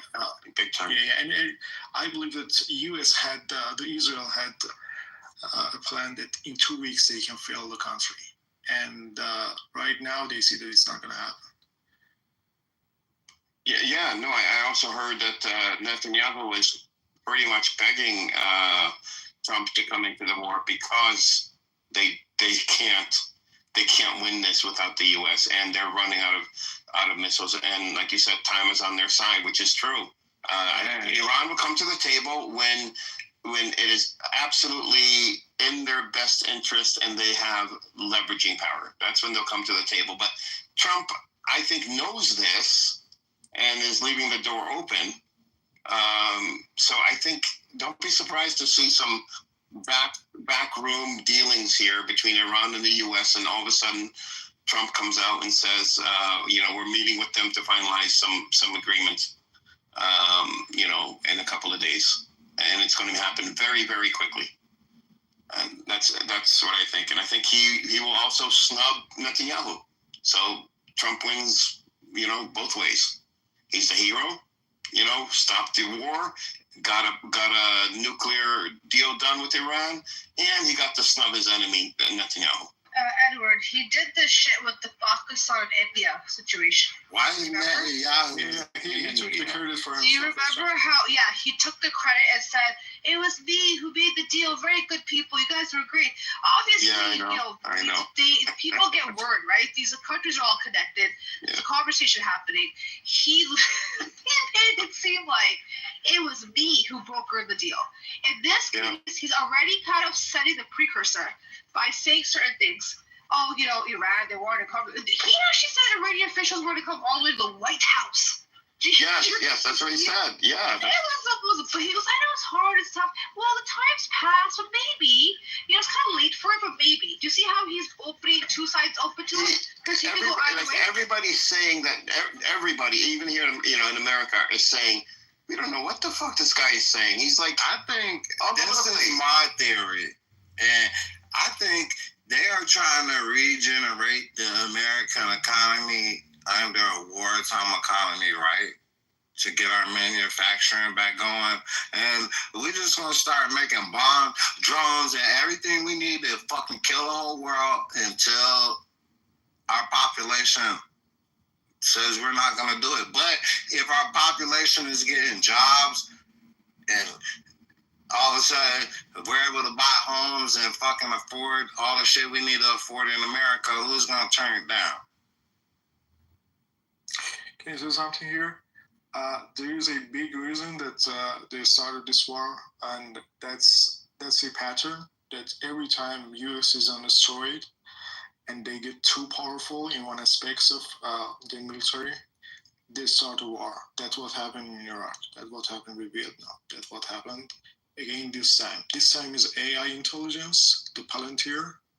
They have too much power and intelligence on AI and the information that they're getting, and they can spot people and kill them instantly, directly, and precisely, that they couldn't resist getting into this war. And they know that in 3 years, China can catch up, Russia can catch up, and they're going to be equal. So they wanted to get into our before they can achieve this level of intelligence. And I believe Palantir is the main reason that Israel got into this war, because they knew they have the upper hand and they can somehow kill all of the Iranian general heads in a couple of hours. Every time U.S. is on asteroid, U.S. gets too powerful in army and military, they start a war. It's a pattern that you can find it in the history. So, did you want to say something? You still here? I'm still here. I'm driving. Actually, I like what this last person. I'm sorry. I'm driving. So I don't know who the name. The person who was speaking. Yeah, are you Irani? I'm from. Yeah. What's your name? The last person you spoke. Brett. Yeah, Brett. You are Iranian. I am Iranian. Yes. Yeah. Actually, to your point. This reminds me of one thing. Back in I'm old. I remember these things. Back in 1989, the United States attacked Panama. And right after that, a year after, or a year and a half, they attacked Iraq. And what they did in Panama, actually, the United States was trying new weapon technology in there. And based on people who were observing, the war, they said that they've never seen types of weaponry that's being used by the United States. They tried it in Panama, it's a small scale war. And then right after that, if you remember, or if 1990, the United States introduced new types, of weapons. You mean And Granada? the stealth. What is that? Was it Granada? Oh, no. Panama. This is Manuel Noriega. Yeah, I remember the Noriega days. They chasing him. Grenada was in 1982. It was a small. Yeah, and Grenada is very minimal. But the Panama 1989. They used new weapons in there. They killed a lot of people. This is Manuel Noriega, and the war was on the Panama Canal. He was a drug dealer. What is that? Noriega. Noriega. Yeah, they said they accused him, of all of that stuff. But anyway, the point here is that to the person who was speaking before me, the United States actually shocked the whole world with the weapons that they used in Iraq. And if you remember the stealth bomber at the time, the stealth bomber was introduced for the first time. Stealth was state of the art back in the early 90s. Yeah, exactly. Yeah. So that's a good point. He brings nowadays with AI technology. Yeah. But the thing, if I were just, go ahead. I want to know if bombs are dropped on the mountain that has the radioactive energy in it, does the radioactive energy come out and yeah, and also it will spread. Iran have the capability of protecting this mountain from these bombs? I actually spoke about this earlier. I was there's a lieutenant colonel on YouTube, and he had I think it's a physicist from MIT on, and they were discussing the how successful is this 30,000 pound bunker buster bomb that the U.S. has, and he had a slide deck and he was presenting it. The Chinese actually did a lot of research on this, multiple tests in the 2010s, and they wrote multiple papers on this. A couple of things. First, if you shape your concrete where it has raised diamond shapes on it, when the bomb is dropped, it transfers the energy in such a way that it makes the bomb flip over or roll or do funny, do different things that it wasn't meant to do. So it instead of going straight down, as well as having underneath the concrete where it's honeycombed. And he said this was proven multiple times in China in the 2010s. Now here's another thing that he pointed out. Where the entrances are or the building is not going to be where the underground facility is, meaning it could be like, half a kilometer away, a kilometer away, north, south, whatever. But the U.S. wouldn't know exactly where it is, and Iran would not build like a shaft going down to their underground, facility that goes straight down, because they know the bunker buster exists. And since they're close with China, they absolutely know about all this research, which is public information, by the way, that China has done, Chinese universities have done regarding this specific bunker buster technology. So they would not build straight down. Just quickly, Edward, to your point, Putin came out and made a statement saying that there's a lot of arsenal that Iran has that's untouched. Because he's trying to do some sort of... Hey, are we forgotten about the cities? I mean, they have so many cities under their mountains of nothing but missiles. I know. And when there's a certain level of concrete that's so thick, there's technology cannot measure underneath. There is that thing too. There's so much technology there's so much technology that can do certain things, but there's certain things that does limit it. Like you were saying earlier, the terrain. and it's a very vast area, right? So it's not easy to really understand where everything is. But I just want to say quickly, did you guys see what Putin's done in the last few days since everyone's looking at what's happening with Iran? He bombed the shit out of Kiev. 9-hour onslaught, 400-something missiles, people, like, many deaths, because basically he was told you shouldn't, target civilian areas that are heavily populated, like Kiev. Was Israel stopped from, have they been given any type of repercussions or even some sort of a warning when they attacked Tehran? No. He took it as an opportunity. Look into how huge that attack was, including hitting an apartment building. He's saying that they took out apparently a whole bunch of military-industrial complexes in the area. That's what he's alleging. But look at how other countries are going to move now while we're all watching what's happening here. And Russia's taking its opportunity while the U.S. is fucking completely distracted. The U.S. can't be on something. I didn't get the second part of my question answered. My other question was, does Iran have the ability to, like, not just protect the mountain, but, like, from being destroyed, but do they have, like, the air force capability to, like, take down the planes that are dropping the bomb?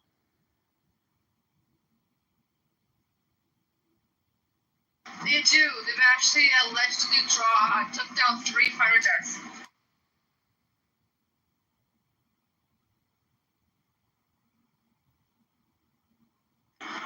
They do have a ballistic defense. Oh, no, I'm sorry. I was just saying, like, also that if there are any Iranians, in the room, if they want to chime in on that, as far as, Iran. Before, because I'm going to bed right now, I just want to say something real quick that I think you guys would find interesting and you should ponder on. Iran is a global leader in concrete technology. They build some of the best and strongest concrete in the world. It is, they actually, they published multiple papers over the last 20 years on their advancements in concrete. It's throughout their universities. I think they even have degrees in it. They can actually get a degree in concrete science. But they are a global, basically, hub for research and development of concrete. So, that's something to ponder on too. I wanted to answer Odom's question about one thing, because he said, what are some ideas?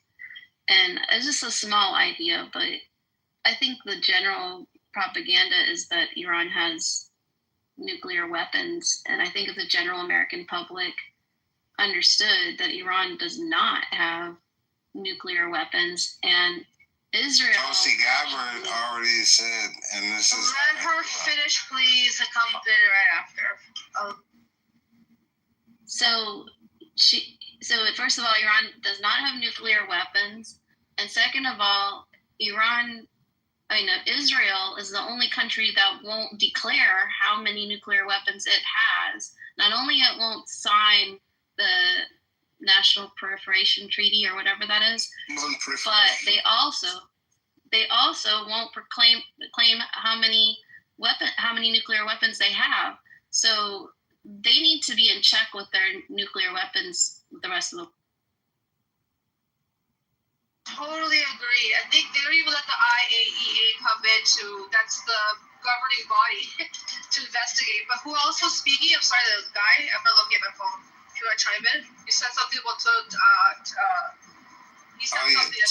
Tulsi Gabbard, which is, supposed to be our director. Yes, I've heard. National Security, said that, Iran was not processing nuclear material for nuclear weapons, and they were only using it for civilian capabilities. As she said, it might be, other people said it might be a few years. Yeah, which is, if our president and our leadership is not going to listen to our most trusted, military, civil, which I trusted Tulsi Gabbard personally. I didn't think she was like a neocon or any type of like psychopath. But I may have to, rethink my strategy because obviously. But she said we didn't have it, so if they're not listening to her, they're not listening to anybody. Did you see what Trump said? Trump is not listening to her. No, he said, yeah, they have it. They're a few days away from it. Yeah, no. It wasn't even just her. Multiple governing officials from the USA said the same thing, that they don't have it. If anything, multiple years away. And Trump is superseding them. J.D. Vance is doing it. That dumbass Ted Cruz, all of these idiots are saying the officials, the professionals are apparently wrong. American. But didn't Iran negotiate with America and agree to stop any nuclear plans for nuclear weapons? Yeah. With and so now Iran has followed through with their promise, and this is what Iran gets for their Yeah, but also keep in mind Iran kind of had to some extent, because think about the intense sanctions on them. So it's kind of getting some sort of wiggle room from those sanctions.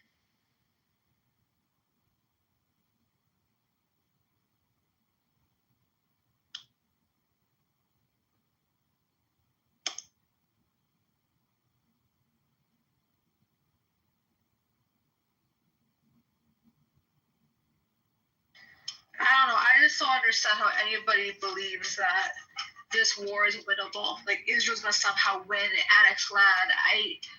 I just don't see it. The Israeli propaganda, the whole narrative, has fallen big time. People that didn't see it before, they see it now. It's not the safe land for Jews that they try to make it as it is apparently is. They were the aggressors.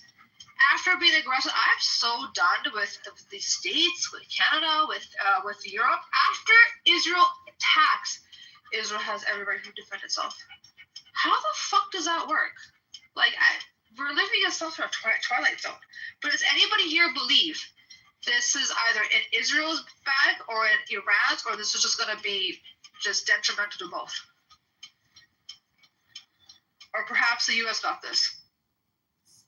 Yeah, I'm perplexed. Like, is there a high level to this game that nobody is aware to?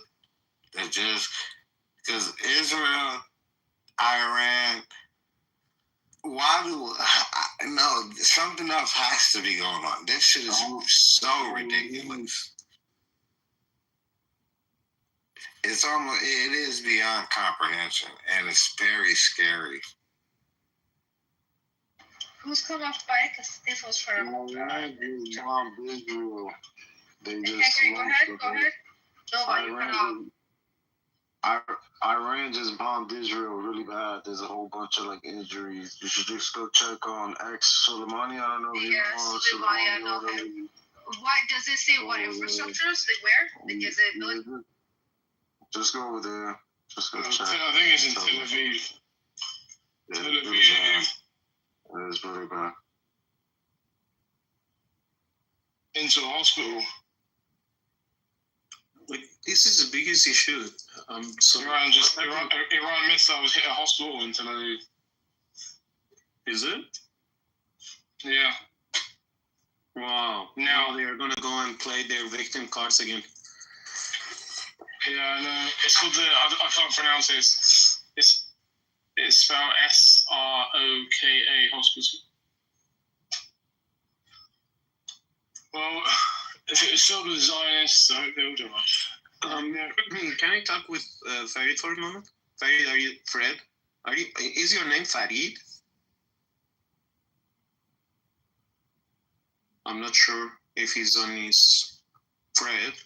I reckon Israel just attacked their own hospitals and make it look like Iran did it. Yeah, it doesn't surprise me. They do to justify this war, and then after the US, they will drag Britain, they will drag Germany and Australia, New Zealand, all these countries, they will drag them in. It doesn't surprise me if they do that. Yeah, I feel like that's America's entry point. Mushtaba Momadim, don't worry, we're coming soon. You're coming, you're sitting on top of the dick of Benjamin. What you coming for? What are you coming We're coming for what? Wipe out every single. You know what do they call you? Change your picture first. What do they call your leader in Iran? They call him a koskesh. It means a cuckold. So what he's doing, he's cuckold. He's a cuckold. He's betraying his country in a way.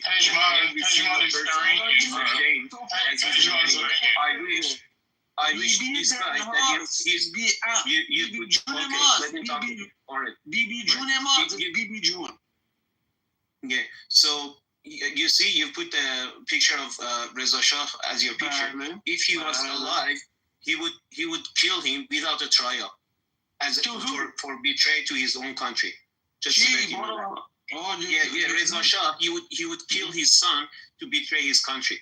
Whatever he you was think, that sort of. He wasn't you say. He wasn't a couple.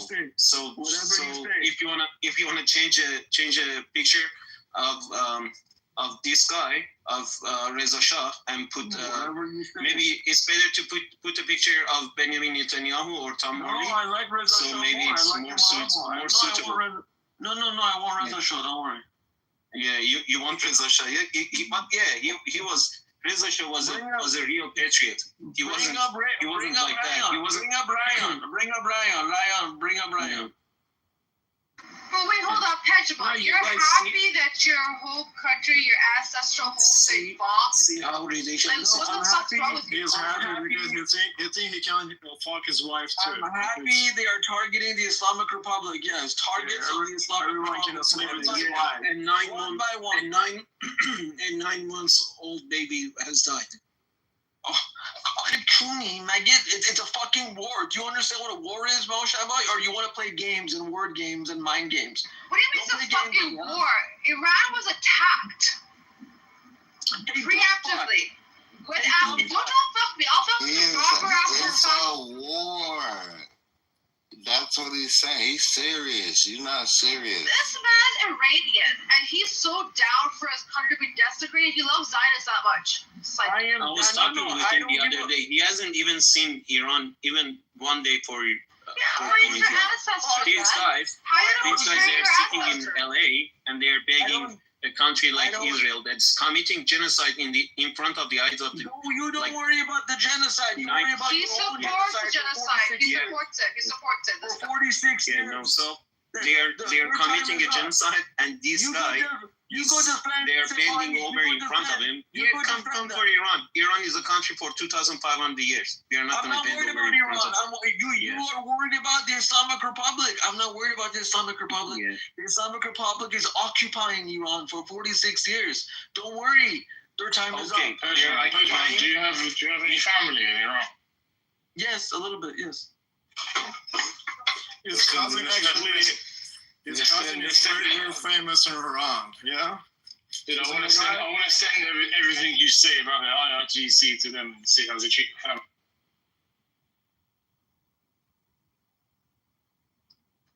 Who is occupying America for 46 years? God damn. At least you know. Oh, Shaba, it's over. Go grab some coffee. How will they treat your family? How will they treat you? My family is in a safe location. Bring up Brian. My family is in a safe location in Shomal in North. For 60 years. No, you just told me where they are.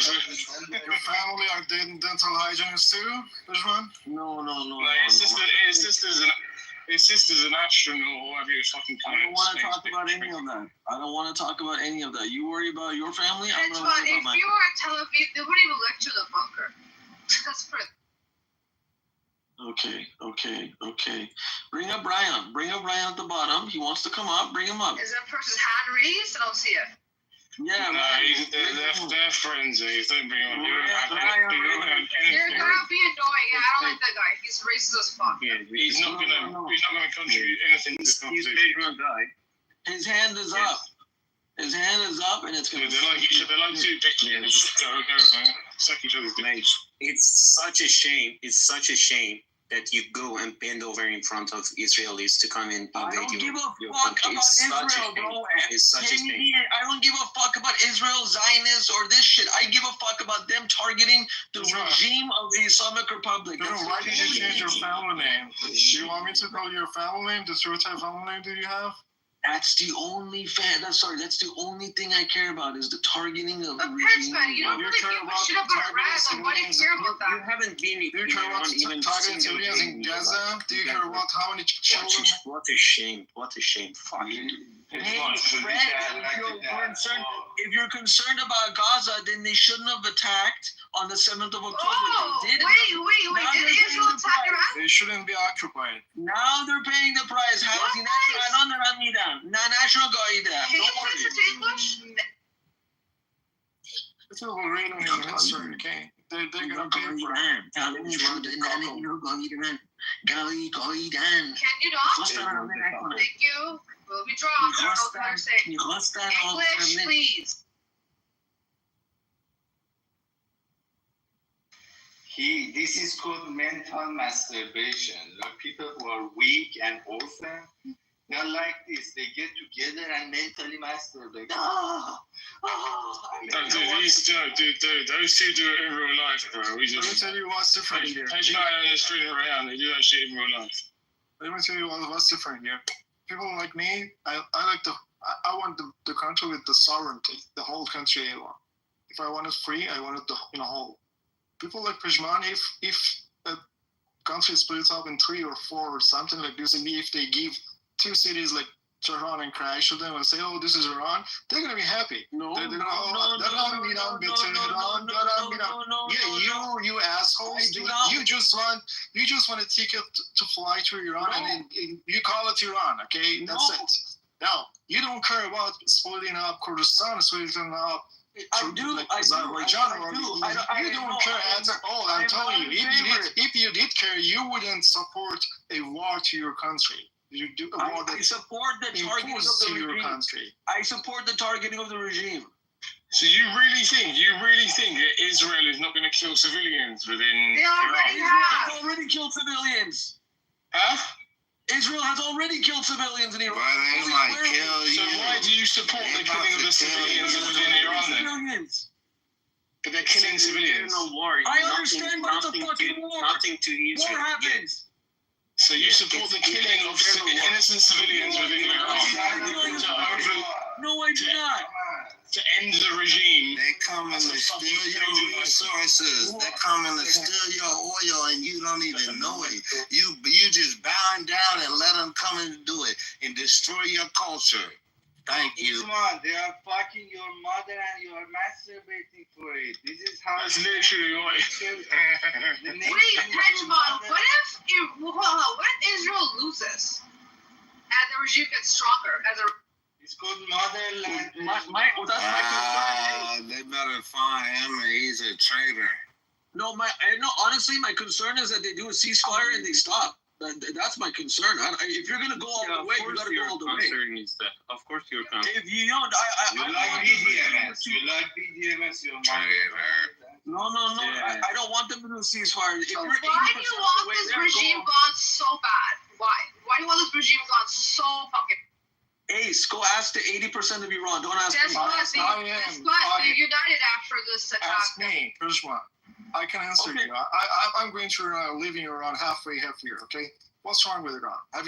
What was the last time you've been to Iran? I don't have the permission to go to Iran, that's why. That's it. You don't need permission. You have permission to talk about Iran. یه دارم کسکش منم این نظر اوین چونی برم کجا What have you done? Why can't you go to Iran? What do you mean?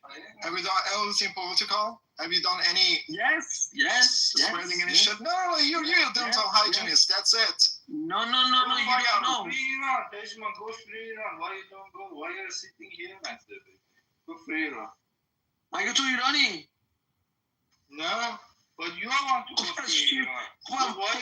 تو چرا فرار کردی؟ چونی؟ تو برو برگردی ایران. تو بیان دفاع میکنی. English, we don't understand. 3 times. Sorry? Fix your fucking mic with your cheaty Confucius. I can't understand you guys. English. Yeah, so, yeah, I'm in Iran. What's the problem? Mushtaba, listen, forget about Israel, forget about US, forget about...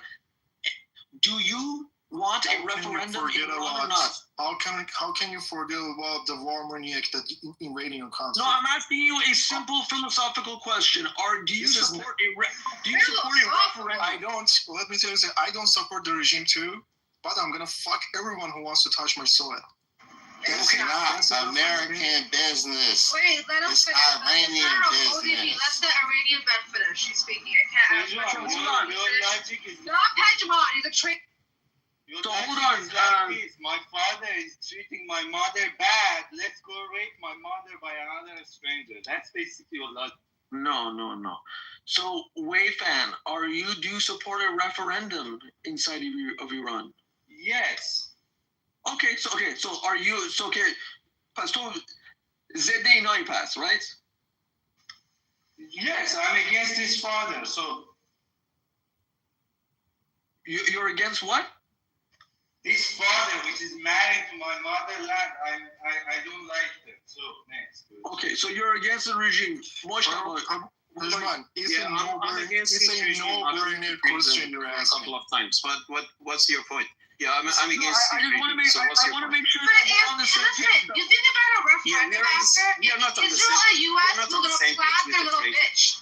So you're a clap you're a person. They're not traitor, gonna have a referendum. and then we will never ever be on the same page. No. Last time I talked with you, I said, come to Iran. You We went to Iran, at least you understand it, you understand the culture. Then you see why women of Iran are fighting over hijab, why this one happening, why that one is happening, how the government is treating the people. At least you see it by your own eyes. But what you're doing, you're sitting in LA and you're asking another country to come and invade your country because you think I'm not asking you can. I wish you're celebrating it. We usually say you cannot in Farsi. We say in Farsi. Let me say it. But shumbule yeki dige nuat nemishi. In Farsi, in English, with another penises guy, you cannot be a groom, something like that. How could you not go to Iran? My sister-in-law is gone. Her parents have gone. Tell me to shut the fuck up and drop your dumb ass. So have some respect. Are you driving? Go pay attention to the road. I'm driving, bitch. I can drive and I can talk. Is he not allowed in Iran? Is he not allowed? Apparently. He don't like gay boys. They don't like gay boys. He just needs to serve his military service, or he can buy his military service. He can come to Iran.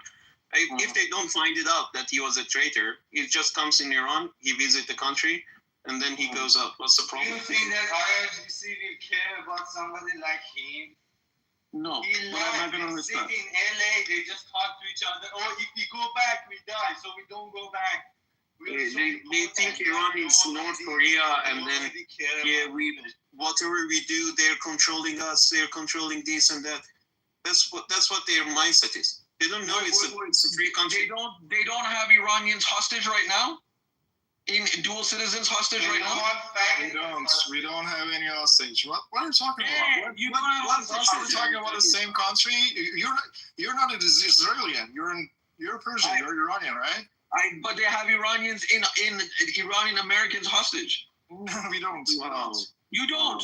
We don't have it. Actually, names that I know what he's talking about.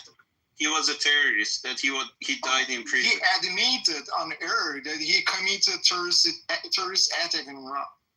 Oh, he admitted after they tortured him. No. When he was in Germany, he was on his program on air. Yeah, today we bombed here. And then after that, they arrested him and they took him to Iran, and he died in prison. And then he became a hero. And they were showing the video that before they arrest him, he was on his TV channel on his station in Germany, that he was saying that we bombed in Iran, and they killed 18 people. He died in prison. So what's the thing? So are you think are you denying that they hold dual citizens as hostage, as bargaining chip? Yes, I deny that. Of course, I deny it. A lot of dual citizens say a lot of dual citizens say live in Iran. I know, but they also hold a few for Europe in Americans too. If they don't have any, I'm dual citizen. I go and come whenever I'm not talking about everyone. They hold some. So why are you worried? I don't want to risk it. The only thing is that other citizens are not immune from being persecuted. Okay, if they commit a crime, if they're a spy or something, if it gets proved, they're gonna go to jail. Easy. They don't have. We have our justice system. Do they have Ahmad Jalili in Who the fuck are they? prison? Who the fuck are they? These are people. Hey, they don't have. Hey, I'm against the regime. I was in all the protests all over the country. Let me tell you something. I'm going to Iran. No one even touches me. Okay, no one even asked me why did you go there? Why did you protest against the regime? I'm talking. Let me tell you something. You don't know anything about. You don't know anything about Iran. You just sitting here watching. They didn't bullshit hold news. No, you are propaganda for the regime. No, sir. No, sir. I'm not. One second, Pajama Guy. I wanted to ask you, what were you saying about the whole hostage stuff? They hold, especially American or European dual citizens, they have a record of holding them hostage for prisoner exchange with Europe and America. The last time that happened was in 1981. You do realize that, right? No. They did it just a few months ago. It's called the Iran hostage crisis. No, I'm not talking about hostage. I'm talking about they hold prisoners right now. They released Bagher Namazi, Siamak Namazi. These are people they held them for years. They just executed one person 2 days ago, and he was dual citizen too. But he was a Israeli spy. They didn't hold. That's it. So don't talk about if we have someone. They hold. If they commit a crime, they go to justice system and they decide about it. That's it. What about Ohana Izam? They killed him. Yeah. Ruhollah Zam was provoking violence against the government. Yeah. No, he had a Telegram channel. You're a fucking liar. Can you tell me the name of that person? In America, cops kill innocent people all the time. What are you talking about? What would the U.S. would do to Osama bin Laden if they arrest him? You think they're gonna? You're comparing Ruhollah Zam with Osama bin Laden? He was Can you give some If you want to change it, you need to do non-violence. He's a journalist, and they executed him. Pajama Man, can you go ahead and provide evidence against the government? You're not allowed to do that. Israel has killed multiple journalists. You don't What happened to Julian Assange? What happened to Julian Assange? Against the government. What will happen to you? What happened to Julian Assange? Okay, so Pedro is the audience until he can learn some fucking matters. No, you remove someone else, actually. You remove someone else. Pejman, what happened to Julian Assange? Say anything like that to you. No, guys, ask him how many prisoners Israel is holding from Palestinians before he talks about IRGC and how bad they are. No, the problem I'm having is he talked about hostage crisis, which the only hostage crisis Iran's ever had was back in 1981, and he was talking about someone died. So like the way I substantiated my claims to him yesterday, I wanted him to provide proofs, but again, this is a guy that goes ahead and just cries on the call. Okay, hold on. No one cares. Moshtaba, you were the one that was saying you're in Iran right now, right? That's right. How the hell does your internet work right now? I'm in Kish. Oh, is that right? And still, we have internet here. You have اطلاعات کار میکنی نه؟ Oh yeah, that's right. Okay, I tell you guys a funny story. Oh yeah, and then you're working for Mossad, huh? This is the mindset of I know you shouldn't have told him that.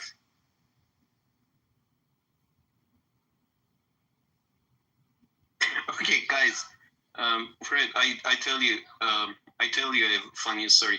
In 2009, I got in prison for a couple of days, and then in the first day they beat me up, but in a couple of days after that, I went to Evan prison. They were treating like very good to me, and everything was so clean and this and that. And I came out, and my family, they were like, "Oh, did he beat you up? What happened?"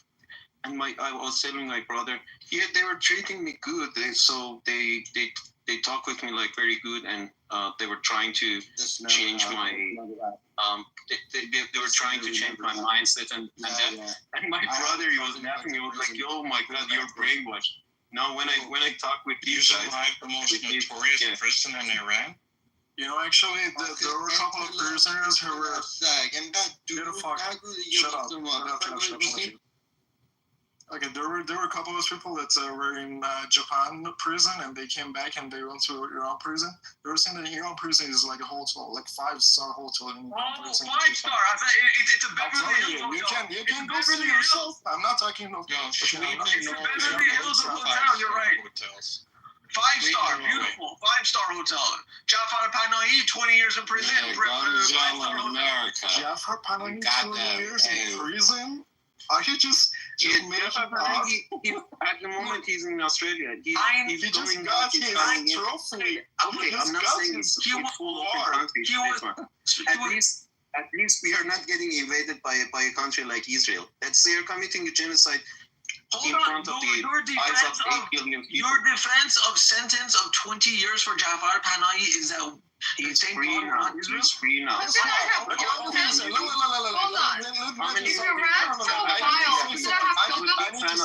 I need to say something. Jafar Panahi himself actually published a story on Instagram. He condemned invading Israel to Iran. I know. I'm not talking out of here. I'm not talking about Israel. I'm talking about you're saying, oh, it's a 5-star hotel. You're chanting for war money into. I'm not talking about, but you guys are denying. I mean, I don't know if you're brainwashed or you're trying to convince your Palestinian friends in the room here, but you're not going to trick me. Listen, you support Israel. Have you seen what the fuck they do to those prisoners who are Palestinians? Like, what are you talking about? It is hypocrisy. She's free now. She's free now.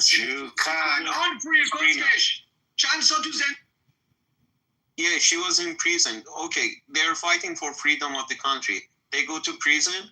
They send like a real human, not a traitor. They send in front of him. Nasrin Sotoudeh, Narges Mohammadi, they all go to prison. After a year or two, they come out. I don't say it's a full democratic country. Of course, we have issues with our own country, but it doesn't mean that if we want to get rid of this dictator, we are going to take the country into a war or another country. They get it right. Woman's right. There's no hijab in Iran. Hijab, if you're a man, if you want your right, go fight.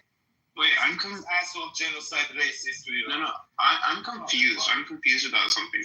Why are we talking about Jafar Panahi and how Israel conducts itself over?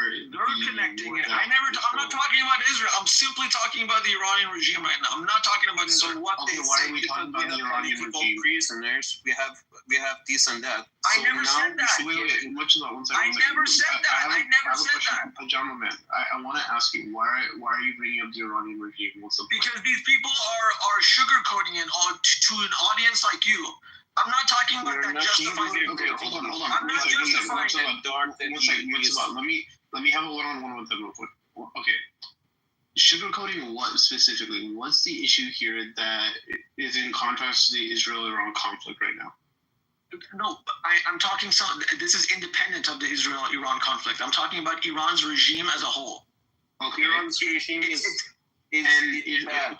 They're very, very bad people. Guys, hold on for 1 second, Sam. Hold on. You might have missed it. This guy, Pajama Man, he loves what Israel's doing. He doesn't care about counter damage. But let me say something. If a regime is so evil and so genocidal, why would they have prisoners that execute them? The woman who was giving the news on Iranian television, she had a hijab on, but she's a woman. She's on TV. If you have this extreme oppression as it's been sold to the West, you ain't playing a woman on TV. 80% of the professors in Iran are women. The problem I'm having here is that the goalpost here is being moved on. Okay, We're talking about the Iranian regime. I don't like the Iranian regime. I'm going to be very blunt here, right? I don't like the Iranian regime, right? However, when you compare, when we're going ahead and saying, oh, the Iranian regime is bad. Okay, so is the Israeli one. We're talking about the Israeli-Iranian conflict. I'm not Israeli. I'm not Pajama man, I don't give a fuck, right? I'm not Iranian or I'm not Israeli. Both regimes are terrible in my eyes, right? But if I'm looking at the situation of the matter and you want me to condemn Iran over Israel, then I'm just gonna be like, I can easily condemn Iran, but I can condemn Israel. What do you mean this is not a choice? This is not. I'm saying. I'm not telling you to choose or pick sides. I'm saying, okay. You were making me do that yesterday. I don't know what your point was bringing up this today. Listen, if you hate Israel that much, that's your personal issue. Go hate them. I don't give. Let the Israeli people. I think you didn't understand my point here. We're talking about regimes. We're talking about the way these countries act, right? I know I'm saying I can hate both of the regimes here, right? My language is very specific here, right? I know, but I don't understand what your point is to bring up and critique the Iranian regime, to bring up Jafar Panahi, or however you say his name. I don't understand it. Because these guys in these rooms, they're in front of you guys. They're downplaying the atrocities of. It doesn't matter. No. Here's the thing. It doesn't matter because at least for me, right, and I can speak to a lot of other people like Amir and all that stuff. We actually fact check everything we're told. We read up on it. That's why I can sit here today and still say, no matter what anyone says about Iran, I have my own personal views. I can fully say I don't like Iran, right? It doesn't matter if someone speaks in favor or against Iran. I know exactly the factual statements that Iran has come out with, what they've done, so on and so forth, right? So you should not be concerned about that.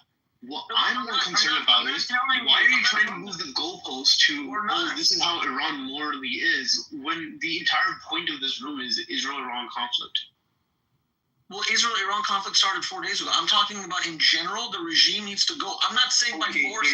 I'm not hold on. Why does the regime all of a sudden now needs to go, right? Let's actually have this conversation. It's not all of a sudden. It's been the reason why it's all of a sudden is that before, the previous regime was overthrown by the Iranian people because they did not want a puppet. Don't interrupt me. I'm saying that the last regime was overthrown because it was a puppet for the Great Britain, Israel, and America, right? You have this regime right now. If we're talking about regime changes, that is for the Iranian people to decide because they have been very adamant for thousands of years about they want to put their own regime in place. Whether they want to go ahead and have a civil war or not, that is their choice. Why do we give a shit? First of all, you are correct. I do agree that the people of Iran should ultimately decide. Absolutely.